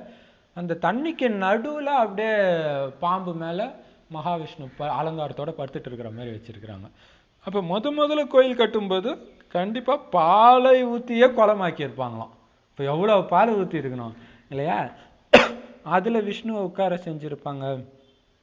மிக மிக மிக நல்ல நல்ல சிலைகளை உருவாக்கி பூஜை செஞ்சாங்க. அந்த நேரத்தில் எல்லாமே விலை மிகவும் குறைவாக இருந்துச்சு. அதனால் வைடூரியம் எல்லா அலங்காரமும் இருந்துச்சு. பாபா எல்லாத்தையுமே பார்த்துருக்கிறாரு. உண்மையில இந்த பாரதம் எவ்வளவு தூய்மையாக பார்க்கடல் மாதிரி இருந்துச்சு தெரியுமா? சொல்றாரு தூய்மையான பாரதம் வேணும்ட்டு இப்ப நரேந்திர மோடிக்கு ஏன் தோணுது பிரதமருக்கு? அந்த டைம் வந்துடுச்சு. அதுக்குதான் இப்ப இவங்களா ஏதோ ஒரு தூய்மைப்படுத்திட்டு இருக்கிறாங்க. அப்ப பாபா சொல்றாங்க எவ்வளவு தூய்மையா இருந்துச்சுமா, பார்க்கடல் மாதிரி இருந்துச்சாம் பாரதமே. அதைத்தான் பார்க்கடல்னு சொல்றாரு, சொர்க்கத்தை தான். பால் நெய் போன்றவைகள் நதி மாதிரி இருந்துச்சாம், பஞ்சமே கிடையாது. இன்னைக்கு பாருங்க ரேட்டு பிச்சுன்னு போகுது. இதுலயே அரசியல் வாக்குறுதியிலே கொடுக்குறாங்க, நாங்க வந்தா பால் விலையை குறைப்போன்ட்டு, அந்த அளவுக்கு ஏறிட்டு போயிட்டு இருக்குது. அங்க நதி மாதிரி இருந்துச்சாம் பாலும் நெய்யும், தேனும் பாலும் ஓடிச்சுன்னாங்களே அந்த மாதிரி. இது மகிமையாக இப்ப பாடப்பட்டு இருக்குது. சொர்க்கம்ன்ற பேரை சொன்ன உடனே வாயில நீர் ஊறுது. ஊறணும்ன்றாரு, நம்ம பார்த்ததில்ல அதனால தெரியல இல்லையா? அவர் பார்த்து சொல்ல சொல்ல உங்களுக்கு அப்படி ஊறணும், அந்த இடத்துக்கு நான் போறேன். இப்ப கடையில போனா ஒரு டேஸ்டான பொருளை பார்த்தாலும் நம்மள அறியாம வாயில வச்சு கொடுது இல்லையா? குழந்தைகளாகிய உங்களுக்கு இப்ப ஞானம்ங்கிற 3வது கண் கிடைச்சிருக்கு. அதனாலதான் புத்தியில இப்ப தெளிவு வந்திருக்கு. மாயா பல ஆட்டம் காட்டி உங்களை தெளிவு இல்லாம குழப்பமடைய வச்சானே, ஞானன்ற கண்ணு தெரிஞ்சானே என்னாச்சு, ராஜா நீ போ, உன் வழி எனக்கு தேவையில்லை போ, தெளிவாயிட்டோம் இல்லையா? புத்தி தனது வீட்டுக்கு போயிடுது. அமைதி வேணுமா அங்க போயிடுது. இதுக்கு முன்னாடி என்ன பண்ணுது, டிவி முன்னாடி போய் உட்காருது. அமைதி வேணும்னு டிவி முன்னாடி உட்கார்ந்தா அமைதி கிடைக்குமா? அப்ப எவ்வளவு முட்டாளா இருந்திருக்கிறோம் நாம இல்லையா? புத்தி அமைதி நிறைந்த அந்த பரந்தாமத்துக்கு போயிடுது. பிறகு நாம சொர்க்கத்துக்கு வருவோம். அங்க அனைத்தும் புதியதிலும் புதியதாகவே இருக்கும். தொட்டதெல்லாம் புதுசு, புது உலகம். எப்படி இருக்கும் யோசிப்பாங்க. ஒரு சின்ன தூசி கூட இல்லாம இருந்ததுன்னா எப்படி இருக்கும்? இன்னைக்கு சாப்பிட்ற பொருள் வீட்டுல நீங்க கீரை வச்சா கூட கழுவாம சாப்பிட முடியல. அப்ப அங்க எப்படி இருக்கும் இல்லையா? புதியதாகவே இருக்கும். ஸ்ரீநாராயணனுடைய மூர்த்தியை பார்த்து ரொம்ப குஷி அடையறாங்க. அந்த அம்மன் செடலுன்ட்டு இப்ப சித்திரை மாதம் ஃபுல்லா எல்லா அம்மன் கோயிலும் அது பூஜை நடந்து கோயில் அந்த இது எடுத்துட்டு வருவாங்களே தெரு தெருவா, அதை பார்க்கறதுக்காக கேம்ப் எடுத்துட்டு இருக்காங்க. அப்பதானே பூசா 2வது நாள் வராங்க, நான் சாமியை பார்க்க போறேன்ட்டு ஓடிடுறாங்க. இங்க சாமி பேசிட்டு இருக்கிறாங்கன்னு தெரியல அவருக்கு. அப்ப அது பாருங்க, ஏன்னா அந்த மூர்த்தியை பார்க்கறதுல அவங்களுக்கு அவ்வளவு குஷி. மிக அன்பாக வைத்து கொண்டார். சரி பாருங்க, ஸ்ரீநாராயணனுடைய மூர்த்தியை பார்த்து பிரம்ம பாபாவே அவ்வளவு குஷி அடைஞ்சாராம். மிக அன்பாக அந்த போட்டோ அவர் வச்சிருந்தாரு. நான் தான் இப்படி ஆவேன்ற விஷயத்த அவர் புரிஞ்சுக்கல. அவருடைய அனுபவத்தை சொல்றாரு. பிரம்ம பாபாவே அவ்வளவு குஷி அடைஞ்சாராம், எப்படி இருக்கிறாரு அப்படின்ட்டு. இந்த ஞானம் இப்ப பாபா கிட்ட இருந்து கிடைக்குது. உங்ககிட்ட பிரம்மாண்டம் அப்படின்னா என்னது, பரந்தாமம் இல்லையா? பிரம்மாண்டம் மற்றும் சிருஷ்டி சக்கரத்துடைய முதல் இடை கடையின் ஞானம் இருக்குது. இப்ப நாம எப்படியெல்லாம் சக்கரத்துல வரோம்னு தெரிஞ்சுக்கிட்டீங்க. பாபா நமக்கு ராஜயோகம் கற்பித்து கொண்டிருக்கின்றார். குழந்தைகளாகிய உங்களுக்கு மிகுந்த குஷி ஏற்படணும். எவ்வளவு சூப்பரா இருக்கு இல்லையா? பாபா நமக்கு ராஜயோகம் கத்து கொடுத்துட்டு இருக்கிறாரு. அப்ப உங்களுக்கு எவ்வளவு குஷி ஏற்படணும். யார் கத்து கொடுத்துட்டு இருக்காங்க? ராஜயோகம் கத்துக்கிறது ஒரு பெரிய விஷயம். ஏன்னா ராஜயோகமே யாருக்கும் கிடைக்காது. அது பெரிய அப்படி பண்ணுவாங்க. இந்த யோகா கத்துக்கணும் இப்பவுமே இந்த சாமியார் கிட்ட போனா அவர்கிட்ட 12 வருஷம் வேலை செய்யணுமா, அப்பதான் அவரு ஏதோ ஒரு நம்பிக்கை வந்தா கொஞ்சம் யுக்தி சொல்லி கொடுப்பாராம். அவங்க கிட்ட என்ன இருக்கு சொல்லி கொடுக்க. இங்க இறைவன் தானா நம்மளை கூப்பிட்டு ராஜயோகத்தை கத்துக் கொடுக்குறாருன்னா எவ்வளவு குஷி ஏற்படணும். அதுவும் சுயம் பகவானே கத்துக் கொடுக்குறாருன்னா உங்களுக்கு மிகுந்த குஷி ஏற்படணும். யாருக்கும் தெரியாத ரகசியத்தை டைரக்டா இறைவன் கிட்ட இருந்தே கத்துக்கிறீங்கன்னா, பாக்கி இன்னும் கொஞ்சம் காலம்தான் இருக்குது. சரீரத்துக்கு ஏதாவது ஒண்ணு ஏற்பட்டு கொண்டுதான் இருக்கிறது. இப்ப இது உங்களுடைய கடைசி பிறப்பு. பாபா இப்ப கூட சொல்றாரு இல்லையா, அது வந்துகிட்டே தான் இருக்கும். நீங்க போக் சாப்பிடுங்க, மாத்திரன்ற மிட்டாய் சாப்பிடுங்கன்றாரு. ஏதோ ஒண்ணு நடந்துட்டு தான் இருக்கும். இப்ப இது உங்களுடைய கடைசி பிறவி. இப்ப உங்களுடைய சுகமான நாட்கள் நாடகப்படி வந்துகிட்டு இருக்குது. விநாசம் எதிரிலே இருக்கிறத பாக்குறீங்க. உங்களுக்கு 3வது கண் கிடைச்சிருக்கு. அப்ப ரொம்ப தீவிரமா சண்டை நடந்தா குஷி அடையணும், கிட்ட வந்துருச்சு அப்படின்ட்டு. மூலவதனம் சூக்ஷ்ம வதனம் ஸ்தூல வதனத்தை பத்தி நல்லா தெரிஞ்சுக்கிட்டீங்க. ஆத்மாக்கள் இருக்கிற மூலவதனமும் தெரிஞ்சுட்டீங்க, சூக்ஷ்ம ஃபரிஸ்தா இருக்கிற சூக்ஷ்ம வதனமும் தெரிஞ்சுட்டீங்க. உடல் இருக்கிற இந்த ஸ்தூல வதனமும் பற்றி நல்லா தெரிஞ்சுக்கிட்டீங்க. இந்த சுய தரிசன சக்கரம் உங்களுடைய புத்தியில் சுற்றிக்கிட்டே இருக்குது. ஸோ இந்த 3 உலகத்தை சுற்றுறது, 5 சொரூபத்தை சுற்றுறது, இது மாதிரி சக்கரம் சுற்றிக்கிட்டே இருக்குது. சுத்த சுத்த குஷி ஏற்பட்டுக்கிட்டே இருக்குது. இந்த நேரத்தில் எல்லையற்ற தந்தையே நமக்கு ஆசிரியராகி கற்பிக்கிறாரு. ஆனால் புது விஷயமா இருக்கிற காரணத்தினால அடிக்கடி மறந்துடுறீங்க. இல்லைன்னா பாபான்னு சொன்ன உடனே குஷியோடைய அளவு அதிகரிச்சிடணுமே, ஆனால் அந்த அளவுக்கு அதிகரிக்கலையே சொல்றாரு. ஏன்னா புது விஷயமா இருக்குது அப்படின்ட்டு. ராம் தீர்த் என்பவர் கிருஷ்ணருடைய பக்தன். கிருஷ்ணரை தரிசிக்கிறதுக்காக என்னென்னலாம் செஞ்சாராம். அவருக்கு சாட்சாத்காரம் கிடைச்ச உடனே மிகவும் குஷி அடைஞ்சாராம். ஆனால் அதனால என்ன கிடைச்சது? எந்த பலனும் கிடையாது. இன்னைக்கு அந்த அனுமன் சீரியலில் கூட அந்த பொண்ணு டான்ஸ் ஆடும்போது, உன்னுடைய அருள் என் மேலே அருள் வச்சு நீ காட்சி கொடுக்குற வரைக்கும் நான் டான்ஸ் ஆடுறதை நிறுத்த மாட்டேன். காட்சி கிடைக்கிறதுனால என்ன ஆகிட போகுது இல்லையா? அதனால எந்த பலனும் கிடையாது. இப்போ பாபாவே சொல்கிறாருன்னா பாருங்கள், பாபா எந்த ஜென்மத்தில் வாழ்ந்தவரோ சொல்கிறாரு இல்லையா? அப்படி இருந்தார், அவர் காட்சி கிடைச்சது, அதனால் எந்த பலனும் கிடையாது. இங்கே குழந்தைகளாகிய உங்களுக்கு அந்த இறைவன் கொடுக்குற பலனே கிடைச்சிடுச்சுன்னா நாம் எவ்வளோ குஷி இருக்கணும். அப்போ பாபா சொல்கிறாரு, அவரு அந்த காட்சி காட்சி குஷி அடைஞ்சாரு, ஆனால் குழந்தைகளாகிய உங்களுக்கும் குஷி இருக்குது. ஏன்னா 21 பிறவிக்கு நாம் உயர்ந்த பதவியை அடைய போகிறோம். அந்த குஷி இந்த ஞானத்தினால. அவருக்கு வேற எதுவும் கிடையாது, பார்த்தேன்னு சொல்லிக்கலாம், அவ்வளோதான். 3 பங்கு நீங்கள் சுகமாக இருக்கிறீங்க. ஒருவேளை பாதி பாதியாக இருந்துச்சுன்னா அப்போ எந்த நன்மையும் இல்லாமல் போயிடும். அது என்ன பாதி சுகம் பாதி துக்கம், எல்லாருக்கும் தான் அது வருது, அதுக்கு எதுக்கு நான் பாபா குழந்தை ஆகணும் நீங்கள் இல்லையா? அதனால எந்த நன்மையும் இல்லை. நீங்கள் 3 பங்கு சுகமாக இருக்கிறீங்க. எல்லா தர்மத்துக்காரங்களும் அவங்க துக்கத்தை அனுபவிக்கும் போது தான் நீங்களும் துக்கத்தை அனுபவிக்கிறீங்க அது வரைக்கும். அப்போ எல்லா தர்மத்துக்காரங்களும் பாதி சுகம், அப்போ நீங்கள் ஆல்ரெடி வேற நிறைய சுகத்தை அனுபவிச்சிட்டீங்க. நீங்கள் 3 பங்கு சுகமாக இருக்கிறீங்க. உங்களை மாதிரி சுகத்தை யாருமே அடைய முடியாது. உங்களுக்கு அளவு கடந்து சுகம் கிடைக்குது. அளவு கடந்த சுகத்தின் பொழுது துக்கம் பற்றி எதுவுமே தெரியாது. அப்படி ஒரு சுகம் இல்லையா? சங்கம யுகத்தில் நீங்கள் ரெண்டையும் புரிஞ்சிக்க முடியும். சூப்பர். நேற்று ஆக்சுவலாக இந்த ஜெய் பிரதர் கூட வண்டி கூட போகும்போது இதான் பேசணும். அவர் சொன்னார், பிரதர் பாதி துக்கம் அரை கல்பம் துக்கம் அரை கல்பம் சுகம் இந்த நாடகம்னு. சங்கம யுகத்தில் சுகம் துக்கம் ரெண்டுமே. சொர்க்கத்தில் வெறும் சுகம், நரகத்தில் வெறும் துக்கம், சங்கமயுகத்தில் ரெண்டுமே. அதான் பாபா சொல்கிறார், இப்போ நீங்கள் ரெண்டையுமே தெரிஞ்சிக்க முடியும். டக்குன்னு தேக உணர்வு வரும்போது டக்குன்னு துக்கத்தோடைய அளவு பயங்கர அதிகமாகும் சங்கமயுகத்தில் நமக்கு இல்லையா? அப்போ இருக்கும்போது பெருசாக தெரிஞ்சிருக்காது இல்லையா? அப்போ இருக்கும்போது எதிர இருக்கிறவங்க திட்டினாங்கன்னா திட்டுறது தான் உங்களுக்கு துக்கமாக இருந்திருக்கும். இப்போ அவங்க திட்டுறாங்களோ இல்லை, நீங்கள் திட்டினது உங்களுக்கு பயங்கர துக்கத்தை கொடுக்கும். திட்டாமல் மனசுக்குள்ளே கோபப்பட்டால் கூட துக்கத்தை கொடுக்கும். அப்போ இது ரெண்டுத்தையும் உங்களால் இப்போ தெரிஞ்சிக்க முடியும் சங்கமயுகத்தில். இப்போ நாம் துக்கத்திலிருந்து சுகத்தை நோக்கி போயிட்டு இருக்கிறோம். முகம் பகல் நோக்கியும் கால் இரவு நோக்கியும் இருக்குது. இது கூட நடராஜர் சிலைக்கு ஒரு அர்த்தம் தான். இன்றைக்கி அது பார்க்கும்போது ஞாபகம் இருந்துச்சு. என்னென்னா, ஒரு காலை கீழே வச்சு ஒரு காலை மேலே தூக்கிட்டு தான் டான்ஸ் ஆடுற மாதிரி இருக்கும்.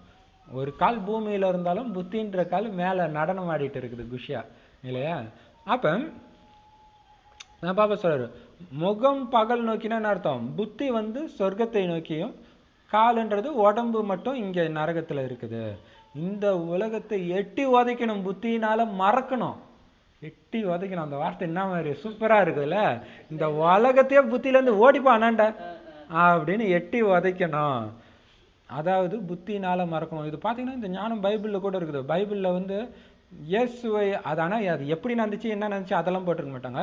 இயேசுவை சாத்தான் நான் ஒரு கோபுரத்தில் நிறுத்தி இந்த உன் கண்ணுக்கு தெரிகிற அத்தனையும் நான் உனக்கு அடிமை ஆக்குறேன், நான் சொல்கிறத கேளு. அப்புறம் இதே மாதிரி இன்னொரு 4-5 ஆசை காட்டும், அப்பால போ சாத்தானே அப்படின்னு தோர்த்து வரான். அதுதான். அப்போ நான் யார், என்னுடைய அப்பா யாருன்னு தெரியாமல் நீ பண்ணுற அப்படின்ற மாதிரி. பாபா சொல்றாரு, அதாவது இந்த உலகத்தை எட்டி உதைக்கணும், அதாவது புத்தினால மறக்கணும். அதிக நடிப்புகளை நடிச்சிட்டோம், இப்போ திரும்பி நாம் வீட்டுக்கு போகணும்னு ஆத்மா தெரிஞ்சிருக்குது. இப்படி உங்களுக்குள்ளேயே நீங்கள் உரையாடி கொள்ள வேண்டும் இல்லையா? நம்ம எல்லாத்தையும் பார்த்தாச்சுப்பா, புதுசாக ஒருத்தவங்க சுகத்தில் வந்தால் நாங்கள் அனுபவிக்காத சுகமாக சொர்க்கத்திலையும் சரி அதுக்கப்புறமும் சரி அப்படின்னு தெரிஞ்சுட்டு அதெல்லாம் நம்மளுடைய புத்தி இப்போ போயிடக்கூடாது. இப்போ ஃபுல் எல்லையற்ற சன்னியாசமாக இருந்து வீட்டுக்கு போகணும். அதுதான் எல்லா நடிப்பும் நான் நடிச்சிட்டேன்ப்பா, இப்போ நான் வீட்டுக்கு போகணும் அப்படின்னு உங்களுக்குள்ளேயே நீங்கள் பேசிக்கணும். அப்படி நீங்கள் பிஸியாக பேசிக்கும் போது தான் இந்த கலியுக கவர்ச்சியில் சிக்காமல் இருப்பீங்க. இப்போ எந்த அளவுக்கு நீங்கள் தந்தையை நினைவு செய்கிறீங்களோ அந்த அளவுக்கு ஆத்மாவில் உள்ள கரைகள் நீங்கும். எந்த அளவுக்கு தந்தையுடைய சேவை செஞ்சு தனக்கு சமமாக ஆக்குவீங்களோ அந்த அளவுக்கு தந்தையை வெளிப்படுத்துவீங்க. இப்பொழுது வீட்டிற்கு செல்ல வேண்டும் என்பது உங்களுடைய புத்தியில இருக்குது. எந்த அளவுக்கு பாபாவுடைய சேவை செஞ்சு தனக்கு சமமாக நீங்க மற்றவங்களை ஆக்குறீங்களோ அந்த அளவுக்கு பாபாவை நீங்க வெளிப்படுத்திக்கிட்டே இருப்பீங்க. இதுதான் பெரிய விஷயம் இல்லையா? உங்களை மாதிரியே சமமா நிறைய பேர் ஆக்கி அவங்களையும் கோர்ஸ் கொடுக்கறது அந்த மாதிரி பண்ணிட்டீங்க அப்படின்னா இன்னும் பாபாவை அதிகமா வெளிப்படுத்துவீங்க இல்லையா? இப்ப பாபா சொல்றாரு, இப்ப வீட்டுக்கு போகணும்னு நம்மளுடைய புத்தியில இருக்குது, அதனால வீட்டை மட்டும்தான் நினைவு செய்யணும். பழைய கட்டடம் உடைஞ்சுக்கிட்டே இருக்குது. அப்ப பாருங்க, புது வீட்டுக்கு போகணும்னா அந்த வீட்டை தான் நினைவு செய்யணும். இடிக்க போற வீட்டை ஏன்பா நினைவு செஞ்சுட்டு இருக்கிறீங்க இல்லையா? பழைய கட்டடம் உடைஞ்சிக்கிட்டே இருக்குது. இப்பயே புது கட்டடம் எப்படி இருக்கும், பழைய கட்டடம் எப்படி இருக்கும்?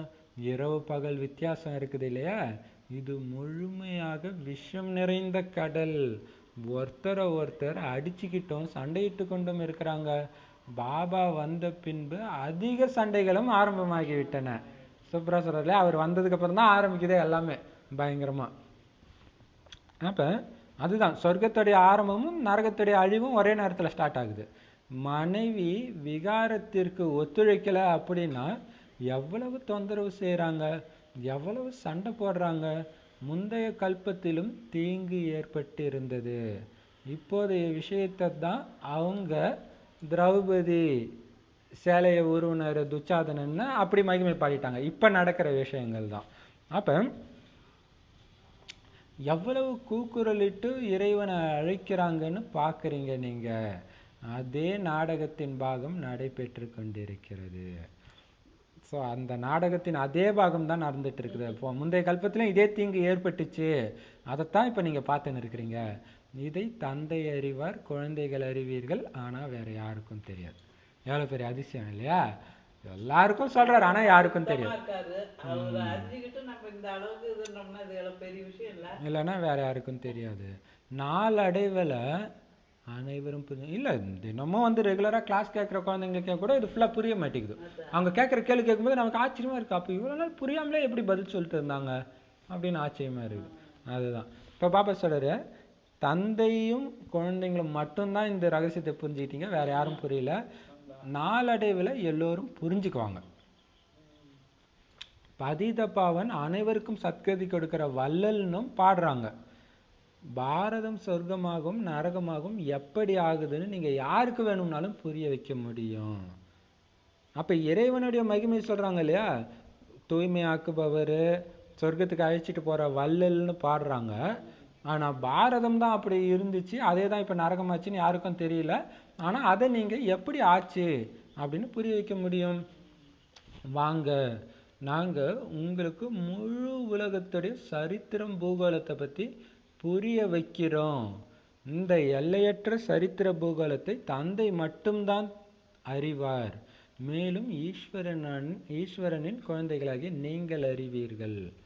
அதனால நீங்க சொல்லலாம், கடவுளுக்கு மட்டுமே தெரிஞ்ச ரகசியத்தை இப்ப நாங்க உங்களுக்கு சொல்ல போறோம், எந்த வேதத்திலும் இல்லை அப்படின்ட்டு சொல்லணும். ஏன்னா நாங்க அவருடைய குழந்தைங்க. நீங்க இதை கேட்டுட்டு நீங்களே முடிவு பண்ணிக்கோங்க, மனிதர்கள் சொல்றது சரியா அல்லது இறைவன் சொல்றது சரியா அப்படின்ட்டு.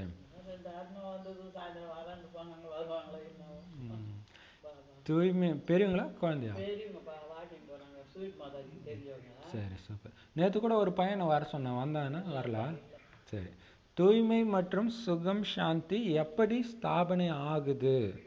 இந்த சரித்திர பூகோளத்தை தெரிஞ்சுக்கிறதன் மூலம் நீங்க எல்லாத்தையும் தெரிஞ்சுக்கிறீங்க இல்லையா? இந்த உலகத்துல எப்படி அமைதி போச்சு அப்படின்ற கேள்வி வந்தா அதுக்கு முன்னாடி இருந்துச்சு, அது எப்படி போச்சு இதை தெரிஞ்சுட்டுன்னா ஒட்டுமொத்தமா போயிடுச்சு. ஏன்னா உலகத்துக்கு எல்லாத்துக்கும் அமைதிக்காக தானே எல்லாமே போயிட்டு இருக்கிறாங்க. இல்லையா? இப்போ பாப்பா சொல்றாரு, எல்லையற்ற தந்தை கிட்ட இருந்து அவசியம் நீங்க எல்லையற்ற ஆஸ்தி தான் அடைவீங்க அப்படின்னு வந்து புரிஞ்சுக்கோங்க. இது பார்த்தீங்கன்னா சிவானி சிஸ்டர் ஒரு ப்ரோக்ராமில் சொல்கிறாங்க சூப்பரா, ஆத்மாவுடைய உண்மையான குணம் அமைதி. அந்த உண்மையான குணத்துக்கு ஒரு பிரச்சனைன்னு வரும்போது தான் நம்ம துடிக்கிறோன்றாங்க. பார்த்தீங்கன்னா ஒருத்தங்க அமைதியாக இருக்கிறாங்கன்னா ஏன் அமைதியாக இருக்கிறேன்னு போய் சண்டை போட மாட்டாங்க. ஒருத்தன் கத்தின்னு இருந்தால் தான் அமைதியாக இருக்க விட மாட்டேன், இப்படி கத்தின்னு இருக்கிறேன்னு. அப்போ அந்த அமைதி போகும்போது தான் அவங்களுக்கு பிரச்சனையாக தெரியுது. அதுதான் அது அவங்க எப்படி சூப்பராக ஞான சிந்தனை பண்ணிருக்கிறாங்க பாங்க. அப்போ பாபா சொல்றாரு, எல்லையற்ற அப்பா கிட்ட இருந்து அவசியம் நீங்க எல்லையற்ற ஆஸ்தியத்தான் அடைவீங்க அப்படின்னு வந்து புரிஞ்சுக்குங்க. அவர் கொடுக்குற சொத்து கண்டிப்பா அழியக்கூடிய சொத்தா இருக்காது, அதிக தலைப்புகள் இருக்குது. ஏன்னா பாபா சொன்ன ஞானத்தை வச்சு நீங்க கோடிக்கணக்கான தலைப்பு எடுக்கலாம், அந்த மாதிரி இருக்குது இல்லையா? குழந்தைகளாகிய உங்களுடைய புத்தி இப்ப நிறைஞ்சிடுச்சு பாபா கொடுக்குற ஞானத்தின் மூலமாக. குஷியின் அளவு எந்த அளவுக்கு அதிகரிச்சிருச்சு பாருங்க. ஏன்னா புத்தி நிறைஞ்சிச்சு. புத்தி நிறையாத காலியா இருக்கும்போது தான் துடிக்க, அதிருப்தினால இது வேணும் அது வேணும்னு போகுது, குஷி இல்லாம போயிடுது. இப்போ புத்தி நிறைஞ்சிடுச்சு ஞானத்தின் மூலமாகணும் போது குஷியுடைய அளவு எவ்வளவு அதிகரிச்சிருச்சு பாருங்க.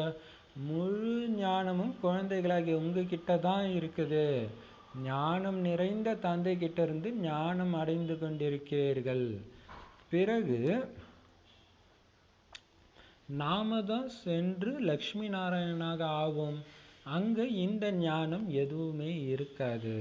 புரிஞ்சுக்கிறதுக்கு எவ்வளவு ஆழமான விஷயமாகும் பாருங்க. இப்ப பாபா நம்மளை நிரப்புறாரு இந்த ஞானத்தினால. இந்த ஞானம் ஃபுல்லா நிரம்பி ஃபுல் ஆத்ம உணர்வு வந்துடுச்சு அப்படின்னா சத்தியுகத்துல லக்ஷ்மி நாராயணனாக அல்லது மற்ற தேவதையாக பிறப்போம். ஆனா அங்க சத்தியுகத்துல இந்த ஞானமே இருக்காது, மறந்துடும். ஆனா இது எவ்வளவு புரிஞ்சுக்கிறதுக்கு எவ்வளவு ஆழமான விஷயங்களை பாபா நமக்கு இப்ப புரிய வைக்கிறாரு. குழந்தைங்க ஏணியை நன்றாக புரிஞ்சுக்கிட்டீங்க தானே இல்லையா? சிருஷ்டியின் ஏணிப்படியில எப்படி ஆத்மா உயர்ந்த நிலையில சதோ பிரதான நிலையில இருந்து கொஞ்சம் கொஞ்சமா சக்தியை இழந்து இழந்து இழந்து தமோ பிரதானமா வெள்ளையா இருக்கிற ஆத்மா அப்படியே கருப்பான மாதிரி காட்டுறாங்க இல்லையா? அது எப்படின்னு புரிஞ்சுக்கிட்டீங்க தானே? ஆக இந்த சிருஷ்டி சக்கரம் 84 பிறவிக்கானது. இப்பொழுது மனிதர்களுக்கும் தெளிவாக நீங்க இதை புரிய வைக்கணும். இதை இப்ப சொர்க்கம்னோ பாவன அதாவது தூய்மையான உலகம்னோ சொல்ல முடியாது. சத்தியுகம் தனிப்பட்டது, கலியுகம் தனிப்பட்டது. இந்த சக்கரம் எப்படி சுத்துதுன்னு புரிய வைக்கிறது ரொம்ப ரொம்ப ஈஸி. புரிய வைப்பதும் நன்றாக தோன்றுகிறது. இருந்தாலும் முயற்சி செய்து நினைவு யாத்திரையில இருக்கணும். நீங்க புரிய வைக்கிறது கூட நல்லா தான் புரிய வைக்கிறீங்க, ஆனா நினைவு யாத்திரை தான் பலர்னால செய்ய முடியல. அதனால முயற்சி செஞ்சு நினைவுல இருங்க, நல்லது அப்படின்னு வாணி முடிச்சிருக்காரு. சூப்பர். இனிமையிலும் இனிமையான காணாமல் போய் வெகுகாலம் கழித்து கண்டெடுக்கப்பட்ட செல்லமான குழந்தைகளுக்கு தாயும் தந்தையுமாகிய பாப்தாதாவின் அன்பு நினைவுகள் மற்றும் காலை வணக்கம். ஆன்மீக குழந்தைகளுக்கு ஆன்மீக தந்தையின் நமஸ்காரம். ஆன்மீக தாய் தந்தைக்கு ஆன்மீக குழந்தைகளின் அன்பு நினைவுகள் மற்றும் நமஸ்தே. தாரணைக்கான முக்கிய சாரம்: இந்த பழைய தேகம் மற்றும் பழைய உலகத்தை புத்தியினால மறந்து, ஒரு வார்த்தை சொன்னாரு, எட்டி உதையுங்கன்னாரு இந்த தேக உலகத்தையும் பழைய உலகத்தையும். அப்ப புத்தியினால மறந்து தந்தையையும் வீட்டையும் மட்டுமே நினைவு செய்யணும். பரந்தாமத்தை நமது சுகமான நாட்கள் வந்தே விட்டது என்ற குஷியில சதா இருக்கணும். தோ வந்துச்சு, இன்னும் கொஞ்ச நேரம். இந்த கடைசி நேரத்துல அலட்சியமா இருந்துட்டா என்ன ஆயிடும்? இதுவே கடைசி நேரமா இருந்ததா என்ன ஆயிடும் நம்ம பதவி? அதுக்கு தான் மாமா அப்படி இருந்திருக்கிறாங்க. இது என்னுடைய கடைசி நொடி, கடைசி நொடி. ஏன்னா இப்ப நம்ம மாயா கிட்ட மாற்ற அந்த நேரம் கடைசி நொடி ஆயிடுச்சுன்னா நம்ம நிலைமை என்ன ஆயிடுது? அதுக்காக தோ வந்துடுச்சு தோ வந்துடுச்சுன்னு குஷியாக ஆடாம அசையாம இருக்கணும். அதுதான் பெரிய விஷயம். மாயா கிட்ட தோத்துறக்கூடாது. ஞானம் நிறைஞ்ச தந்தை கிட்ட இருந்து என்ன ஞானம் கிடைச்சி இருக்குதோ அதை சிந்தனை செஞ்சு புத்தியை நிறைத்து வைத்திருக்க வேண்டும். ஃபுல்லா ஞானம் தான் இருக்கணும் உள்ள.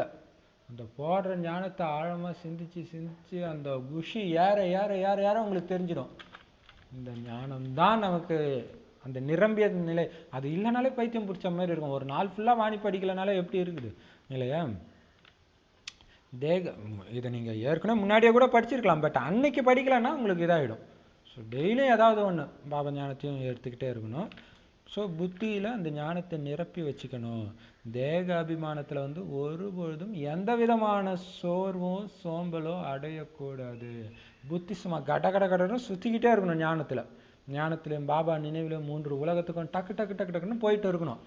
சோர்ந்துட்டோம், சோம்பல் வந்துச்சு, போச்சு. மாயாவுக்கு சரணடைய, மாயாவை நம்ம சரணடைய வைக்கணும். சோர்ந்துட்டிங்கன்னா மாயக்கிட்ட நீங்கள் சரணடைய ஆரம்பிச்சு அவர் வேலையை காட்ட ஆரம்பிச்சது. வரதானம் சங்கம யுகத்துடைய சிரேஷ்ட சித்திரத்தை எதிரில் வச்சு எதிர்காலத்தை தரிசனம் செய்யக்கூடிய திரிகாலதர்ஷி ஆகுங்கள். செமையா இருக்குது. அதுக்கு விளக்கம், எதிர்காலத்திற்கு முன்பாகவே அனைத்து பிராப்திகளின் அனுபவத்தையும் சங்கமயுக பிராமணர்களாகி நீங்க செய்றீங்க. சொர்க்கத்துல போய் அனுபவிக்கிற அத்தனை சுகத்தையும் உங்களால இங்கேயே அனுபவம் செய்ய முடியும், பண்றீங்கன்ற இல்லையா? சாயங்கால நேரத்தில் போய் மரத்துக்கு அடியில் போய் நிற்கிறதுனால ஒன்றும் குஷி கிடையாது. நல்லா வெயிலில் இருக்கும்போது மரத்துக்கு அடியில் இருக்கும்போது தான் குஷி. அதைத்தான் நாம் இப்போ பண்ணிட்டு இருக்கிறோம் இல்லையா? இந்த நரகத்திலேயே பிராப்திகளில் நிறைஞ்சவராக, நேற்று சொன்னார்ல, அனைத்து பிராப்திகளும் நிறைஞ்சவராக இருக்கிறதுனால இது வேணுன்ற ஆசையே இல்லாத ஒரு நிலையை நீங்கள் அடையிறீங்கன்ட்டு அதோடைய கண்டினியூஷன் தான் சொல்கிறாரு. எதிர்காலத்தில் போய் எல்லாம் அடைவீங்க, அது பெரிய விஷயம் கிடையாது. ஆனால் இப்போவே நீங்கள் அனைத்து பிராப்திகள் நிறைந்த அனுபவத்தை செய்யறீங்க சங்கமயுக பிராமணர்கள். இப்ப இரட்டை கிரீடம், சிம்மாசனம், திலகதாரி அனைத்திலும் அதிகாரிகளாக ஆகுறீங்க. இங்க என்ன இரட்டை கிரீடம்? பாபாவுடைய சேவை, பொறுப்புன்ற அந்த கிரீடம். இன்னொன்று தூய்மைன்ற கிரீடம். ஸோ இப்பயும் இரட்டை கிரீடம். சிம்மாசனம், எந்த சிம்மாசனத்தில் இப்போ உட்காந்துட்டு இருக்கிறீங்க? இதய சிம்மாசனம். திலகதாரி, என்ன திலகம்? வெற்றி ராஜ திலகம். இன்னொன்று ஆத்ம உணர்வுன்ற அந்த திலகம், பாபா நினைவுன்ற திலகம். அடுத்தது அனைத்திலும் அதிகாரியா இருக்கிறீங்க. என்ன அதிகாரி? என்ன அதிகாரி? குணங்கள், பாபாவுடைய பொக்கிஷங்கள், சக்திகள், அனைத்திலும் ஞானம், அனைத்திலும் அதிகாரியா இருக்கிறீங்க. இப்ப பாத்தீங்கன்னா ஒரு சில படத்துல எல்லாம் காட்டுவாங்க, ஏதோ ஒரு பதற்றமான சூழ்நிலை இருக்கும், ஆனா ஹீரோ பதற்றமே அடைய மாட்டார், அப்படியே ஜாலியா இருப்பார். அப்ப அது வேற ஸ்தூல விதமானது.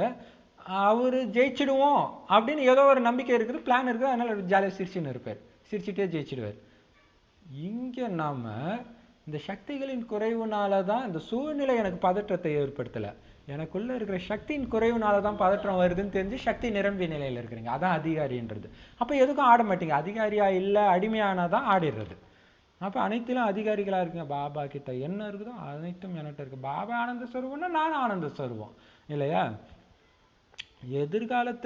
எதிர்காலத்துல என்னமோ உங்களுக்கு தங்கத்தினால ஆன ஸ்பூன் இருக்கும் தான், ஆனா இப்ப வைரத்துக்கு சமமானவர்களா ஆகிடுறீங்க. தங்கம் எங்க, வைரம் எங்க இல்ல? தங்கம் உயர்ந்தது, ஆனா வைரம் அதை விட மிக மிக உயர்ந்தது. வாழ்க்கையே வைரம் ஆயிடுது. அங்க தங்கம் வைரத்தின் ஊஞ்சல் ஆடுவீங்க, ஸ்தூல ஊஞ்சல்ல சொர்க்கத்துல. ஆனா இங்க பாப்தாதாவுடைய மடியில அதீந்திரிய சுகம்ங்கிற ஊஞ்சல் ஆடிக்கிட்டு இருக்கிறீங்க. ஆக திரிகாலதர்சி ஆகி நிகழ்காலம் மற்றும் எதிர்காலத்தின் சிரேஷ்ட சித்திரத்தை பார்த்து பார்த்து அனைத்து பிராப்திகளின் அனுபவத்தை இப்பவே செய்யுங்க. ஏன்னா அந்த 3 காலத்திலும் உயர்ந்ததிலும் உயர்ந்த காலம் இப்ப நடந்துட்டு இருக்கிற காலம். சொர்க்கத்துல அங்க அனுபவம் செய்யறது, எல்லாரும் குஷியா இருக்கும்போது நான் குஷியா இருக்கிறது பெருசா தெரியாது. எல்லாம் துக்கத்துல துடிச்சிட்டு இருக்கிற இடத்துல நீங்க குஷியா இருக்கிறீங்க பாருங்க, அதுலதான் அப்பாவை வெளிப்படுத்துறீங்க. அதான் பாப்பா சொல்றாரு, எல்லாரும் அழுதா நீங்களும் போய் அழுவுறீங்க, எல்லாரும் போய் விழுந்தாங்க சாக்கடையில நீங்களும் போய் விழுறீங்கன்னா சாதாரண நடத்தை, என்னை கலங்கப்படுத்துறீங்க. ஈஸ்வரிய நடத்தைனா ராயலா இருக்கணும், தனியா தெரியணும் பாபாவோட குழந்தை இவங்கன்ட்டு. அப்படி அந்த சித்திரத்தை பார்த்து பார்த்து இப்ப அனுபவம் செய்யுங்க. அப்ப அதீந்திரிய சுகத்துல ஊஞ்சல ஆடினாதான் நாம் பிராமணன். துக்கத்துல இருந்தா நம்ம பிராமணனே கிடையாது. பாபாவை அசிங்கப்படுத்துறேன்னு அர்த்தம். இல்லை அப்போ என்னானாலும் அந்த குஷி இருந்துகிட்டே இருக்கணும், கண்ணு ஜொலிச்சுக்கிட்டு இருக்கணும், கண்ணு சிரிக்கணும் இல்லையா. இப்போ பாபா சொல்றாரு அந்த மாதிரி அனைத்து பிராப்திகளின் அனுபவத்தை இப்போ பண்ணுங்க. அதுக்கு என்ன பண்ணணும்? சதா அந்த 4 விஷயத்த பண்ணாலே அது இருக்கும். பாபாவுடைய நினைவு, சக்திகளை கொடுத்துக்கிட்டே இருக்கிறது, அது உள்ளேயே கூட வந்துச்சு இல்லையா, தெய்வீக காரியத்தையும் சேர்த்து செய்யணுன்ட்டு. ஏதாவது ஒரு ஞான பாயிண்ட் உள்ள இருந்துக்கிட்டே இருக்கணும். அந்த சுச்சுவேஷனுக்கு ஏற்ற மாதிரி ஞான பாயிண்ட்டை டக்கு டக்குன்னு மாற்றிக்கணும், செய்யணும்.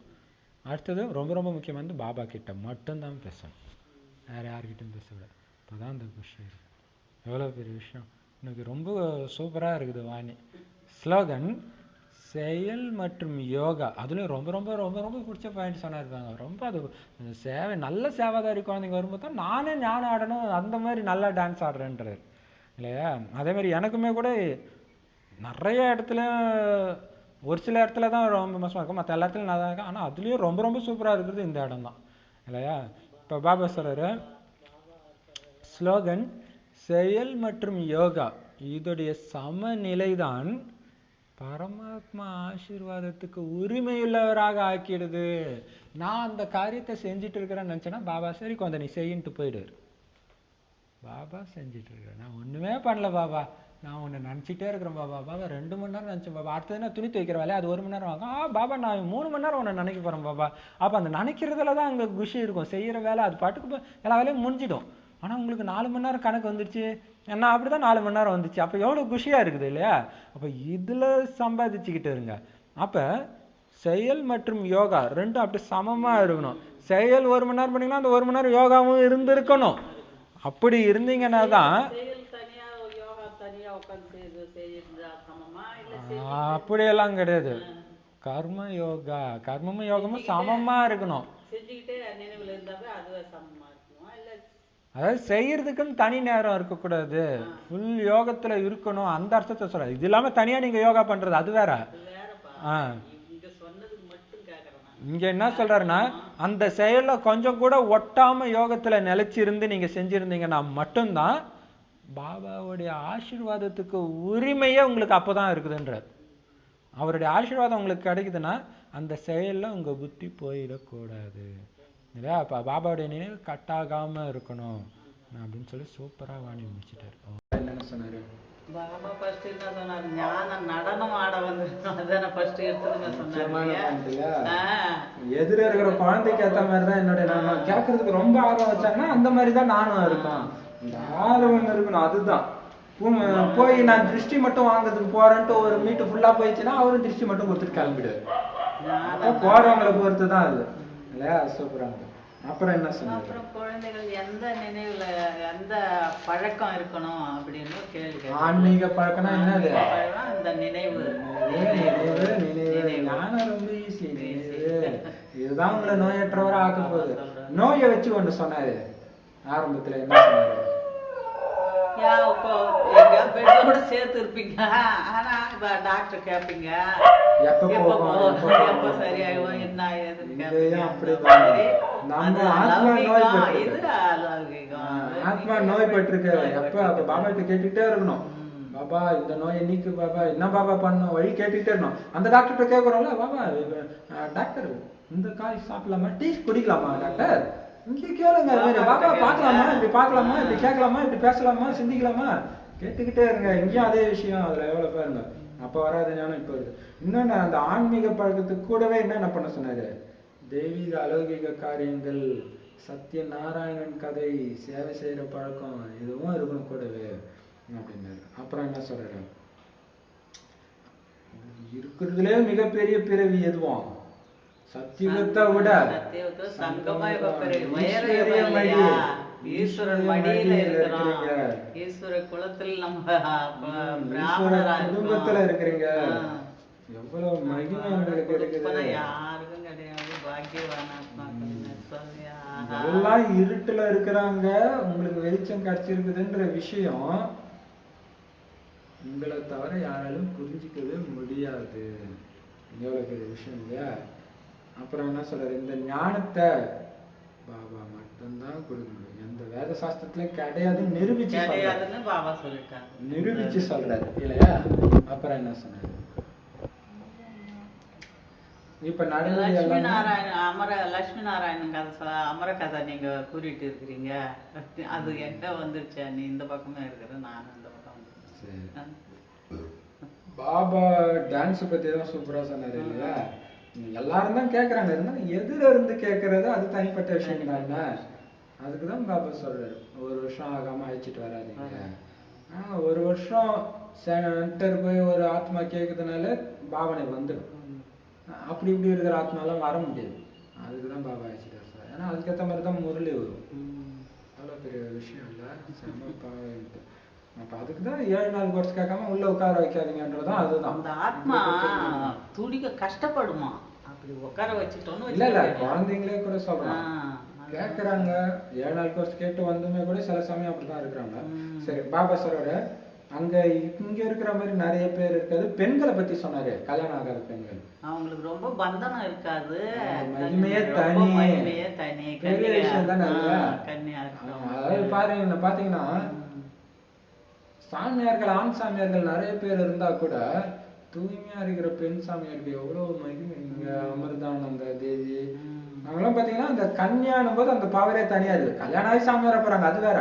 பட் கல்யாணம் ஆகாம இருக்கிறாங்கன்னா அவங்க பின்னாடி தான் கூட்டம் அதிகமா இருக்குது இல்லையா? பாபா கூட நாடகத்துல கட்டுப்பட்டு இருக்கிறாரு. சுயம் பாபாவே வந்து உங்களுக்கு ராஜயோகம் கத்து கொடுக்குறாருன்னா, நீங்க வேற எந்த சத்சங்கத்திலும் போய் பாருங்க, எவ்வளவு இருக்காது இல்லையா? ராஜயோகம் கத்துக்கிறதுக்கு எப்படி அந்த ராஜயோகம்ன்ற வார்த்தை என்ன மாதிரி வார்த்தை இல்ல? சாதாரண அந்த யோகம் யோகம் தேடி போய் எத்தனை சாமியார் கிட்ட போய் ஏமாறுறாங்க, வாசி யோகம் வாசி யோகம் போய் ஏமாறுறாங்க. இங்க ராஜயோகமே கத்துட்டு இருக்கணும்னா எப்படி இருக்கணும் இல்லையா? இப்ப பாபா சொல்றாரு, சத்தியுகத்துல எது இருந்துச்சோ அது மீண்டும் சத்தியுகத்துல பாப்பீங்க. இந்தியர்களுக்கு ஒரு மகிமை சொன்னாரு. இந்தியாவில் இருக்கிறவங்களைத்தான் தேவதைகளைத்தான் பகவான் பகவதின்னு சொல்றாங்களே தவிர மற்ற கண்டத்துல இருந்தவங்களை யாரையும் பகவான் பகவதின்னு சொல்றதே கிடையாது. எவ்வளவு பெரிய விஷயம் இல்லையா? இப்ப உங்களுக்கு பொறுமை வந்துச்சா? பொறுமையா இருக்கணும், அதே சொன்னார. கொஞ்ச நாள் தான் இருக்கு, இன்னும் பொறுமையா இருங்க. புயல வருதா? முதல்ல எனக்கு வருது குழந்தை, அப்புறம் தான் குழந்தை வணக்கம் வருது. பிரம்மா பாபா இல்லையா? அப்ப பாபா வரதான் செய்யும். இன்னும் கொஞ்ச நாள் பொறுத்துக்கோ, நேர்ல சொல்ற மாதிரி அழகா சூப்பரா சொல்றாரு இல்லையா? அப்புறம் பாரதத்தை சொல்றாரு, வெற்றி தோல்விக்கான விளையாட்டு இங்கதான் இருக்கு. எவ்வளவு அமைதியா, எவ்வளவு தூய்மையா இருந்துச்சு. எல்லாத்துக்கும் ஆதாரம் என்னது? முதல்ல அல்லாஹ்வை தெரிஞ்சுக்கணும். ஆஸ்தியுடைய நினைவு தானா வந்துடும். பாபா நினைவு ஒரு வினாடிக்கானது தானே அப்படின்னு சொன்னாரு இல்லையா? ஒரு வினாடிக்கானது. அப்புறம் அப்பாவை தெரிஞ்சுக்கிறதன் மூலம் எல்லாத்தையும் நீங்க தெரிஞ்சுக்குவீங்க. எந்த அளவுக்கு பாபா நினைவு செஞ்சுக்கிட்டே இருப்பீங்களோ அந்த அளவுக்கு குஷியும் அதிகரிச்சுக்கிட்டே இருக்கும் அப்படின்னு சொல்றாரு. இதுதான் பெரிய விஷயம். இனிய கடலுக்கு அழைச்சிட்டு போறாரு. பாருங்க, கணவன், அதுதான் அது சொன்னார் இல்லையா? கணவன் வந்தா விகாரி ஆக்கி விட்டுறாங்க. ஸோ கல்யாணம் ஆகலைன்னா ரொம்ப ரொம்ப மகிமை அவங்களுக்கு. மாயையுடைய யுத்தம், நீங்க தைரியம் வைக்கிறீங்க முழு ஆஸ்தி அடையணும்ட்டு, இருந்தாலும் மாயையுடைய சண்டையும் நடந்துகிட்டே தான் இருக்கும் அப்படின்னு சொன்னாரு. வேற என்ன சொன்னாரு? சொர்க்கத்தை பத்தி சொன்னாரு, எப்படி இருக்கும்ட்டு. சொர்க்கத்துல என்ன இருக்கும்? என்ன நதி ஓடும்? விஷ்ணு கூட ஒரு இடத்துல அந்த மாதிரி ஆரம்பத்துல கட்டின கோயில கூட பால்னால குளத்தை நிரப்பி இருப்பாங்கன்றது எவ்வளவு பெரிய விஷயம் இல்லையா? பிரம்ம பாபா நாராயண போட்டோ வச்சு என்ன பண்ணாரோ? ரொம்ப சந்தோஷப்பட்டாரு. இவ்வளவு அழகா இருக்கு, இவ்வளவு நான் இப்படி ஆக போறேன்னு தெரிஞ்சுக்கல. அவரே அப்படி ஆக போற, அவரு தான் நாராயணன்றது அவருக்கு அப்பத்தி புரியல, தெரியாது. பாபாவே சொல்றாரு பாருங்க, அந்த கிருஷ்ணரையே மாத்தியாச்சு, ஆனா கிருஷ்ண பக்தர்களை மாத்த முடியல. அவ்வளவு பெரிய விஷயம் இல்லையா? இது அஞ்ஞானத்துல கூட சொல்லுவோம், கடவுளே வந்து சொன்னா கூட நீங்க திருந்த மாட்டீங்கன்னு. அந்த மாதிரிதான் இப்ப நடக்குது. அப்ப உங்களுக்கு ரொம்ப குஷியா இருக்கணும். ஏன்னா சுகத்தின் நாட்கள் நாடகப்படி வந்துடுச்சு, வந்தே விட்டது சுகத்தின் நாட்கள். ஒரு கிருஷ்ண பக்தரை பத்தி சொன்னாரு, என்னென்னமோ பண்ணாராம், கழுத்து கூட வெட்டி இருப்பாரு போல இருக்குது, இறைவனை பார்க்கணுன்றதுக்காக, கிருஷ்ணர் பார்க்கணும். காட்சி கிடைக்கிறதால என்ன அதனால ஒன்னும் லாபம். ஆனா நீங்களும் குஷியா இருக்கிறீங்க, ரெண்டுத்துக்கும் வித்தியாசம். அவர் பார்த்ததுல குஷி ஆயிட்டாரு, ஆனா நீங்க 21 பிறவிக்கு ஆஸ்தி கிடைக்குது, அந்த குஷியில இருக்கிறீங்க. அதுவும் 3/4 பங்கு சுகம், 3 பங்கு சுகம், பாதி பாதி கூட கிடையாது. அப்படி வருது. அந்த சுகத்தை நோக்கி, பகலை நோக்கி போறீங்கன்னா நீங்க ஒரு விஷயத்த பண்ணணும். என்ன பண்ணணும்?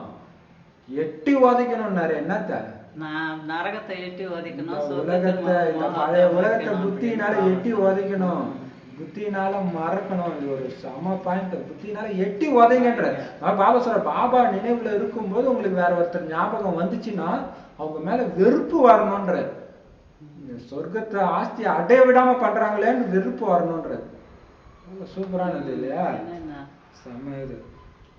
அப்ப எத்தனை பேர் நீங்க உங்களுக்கு சமமா ஆக்குறீங்களோ, பாபாவுடைய சேவை செய்றீங்களோ, அந்த அளவுக்கு தந்தையை வெளிப்படுத்திக்கிட்டே இருப்பீங்க. வீட்டை மட்டும்தான் நினைவு செய்யணும், பழைய வீடு இடிய போகுது அதையே நினைச்சிட்டு இருக்கிறீங்க அப்படின்னு சொல்றாரு இல்லையா? பாபா வந்தோடனே சண்டையும் ஆரம்பமாயிடுச்சு. முந்தைய கல்பத்துல தீங்கு ஏற்பட்ட மாதிரி இப்பயும் நடக்குது. இப்ப யாரும் புரிஞ்சிக்கல, கூப்பிடுறாங்க புரிஞ்சிக்கல, போக போக புரிஞ்சுக்குவாங்க. இப்ப நீங்க அவங்களுக்கு எப்படி புரிய வைக்கலாம்? பாரதம் எப்படி சொர்க்கமா நரகமா ஆகுதுன்னு நாங்க புரிய வைக்கிறோம் வாங்க அப்படின்னு சொல்லி புரிய வைங்க. போர்ட்ல கூட எழுதுங்கன்னு நேற்று ஏதோ சொன்னாரு இல்லையா? சரி, அப்ப பாப்பா சொல்றாரு, பரதானம் என்ன சொன்னாரு இப்போ இன்னைக்கா? பாபா இன்னும் சொல்ல, இந்த ஞானம்லாம் ஈஸி தான், இருந்தாலும் முயற்சி செஞ்சு நினைவில் இருக்கணும். இதுலதான் பல நாள் முடியலன்னு முடிச்சாரு இல்லையா? எதிர்காலத்து சித்திரத்தை வைத்து சங்கமயுக சங்கமயுக சித்திரம், எதிர்கால சித்திரம் ரெண்டுத்தையும் எதிரே வச்சு அப்படின்னு அர்த்தம். பார்த்து பார்த்து அதான் மனசால நான் இப்படி இருக்கிறேன், ஆதாரமூர்த்தி அங்க இருக்கிறத விட இங்க குஷி நடனம் ஆடுறேன், சிவனோட டான்ஸ் ஆடுற வாய்ப்பு இப்ப மட்டும்தான் கிடைக்கும், சத்தியத்துல கிடைக்கும். இங்க கிருஷ்ணரோட தான் ஆட முடியும் இல்லையா? அப்ப பாருங்க, அதை வச்சு பாபாவுடைய இதே சிம்மாசனத்துல அதீந்திரிய சுகன்ற ஊஞ்சல ஆடிக்கிட்டே இருங்க. எல்லா பிராப்தியும் இப்ப நீங்க அனுபவம் செய்யுங்க. அப்பதான் பிராமண வாழ்க்கை. அங்க போய் செய்யறதெல்லாம் ஒண்ணும் பெரிய விஷயம் கிடையாது. இனியும் முட்டாள்கள் சொல்லிட்டு ஸ்லோகன் என்ன சொன்னாரு? சமமா அந்த கர்மம் யோகமும் சமமா இருந்தாதான் பாபாவுடைய ஆசீர்வாதம். நான் செஞ்சேன் நினைச்சுட்டு இருந்தீங்கன்னா இருக்காது. அதுதான் ஃபுல் விடுபட்ட நிலையில். நீங்க ஒரு பிரச்சனை ஏதோ ஒண்ணு வந்து குழப்பம் வந்தா கூட பாபா பார்த்துவார். பாபா எப்படிதான் என்னை இட்டுட்டு போக போறாரு பாரா, அப்படிதான் நான் நேற்று கூட நினைச்சேன். பார்த்தா ஜெய் பிரதர் வந்து அப்பதான் அந்த ஆசீர்வாதம் கிடைக்குது. பாபாட்ட முழுசா வாப்பிடுச்சு நீங்க ஜாலியா இருந்தீங்கன்னா நீங்க மனசுக்குள்ள ஐயோ இந்த பாபாவும் கூப்பிடுவீங்க. கூப்பிட்டு ஐயோ இது ஆச்சுன்னா என்ன பண்ணாது, பாபா அனுப்பு பாபா அனுப்பு பாபா. அப்ப அனுப்ப மாட்டார்னு நினைக்கிறீங்களா? எதுக்கு கத்தின்னு இருக்கு? இது பக்தியில தானே. பாபா நான் உன்கிட்ட சொல்லிட்டேன் பாபா, நான் உன்ன நினைச்சிட்டு இருக்கிறேன் பாபா, என் வேலை அது மட்டும் தான், மற்றதெல்லாம் உன் வேலை முடிஞ்சு போச்சு. அப்பதான் அவரோட ஆசீர்வாதம் அழகா தூக்கிட்டு போயிட்டாரு அவரு. நல்லா குஷியில டான்ஸ் ஆட வச்சாரு.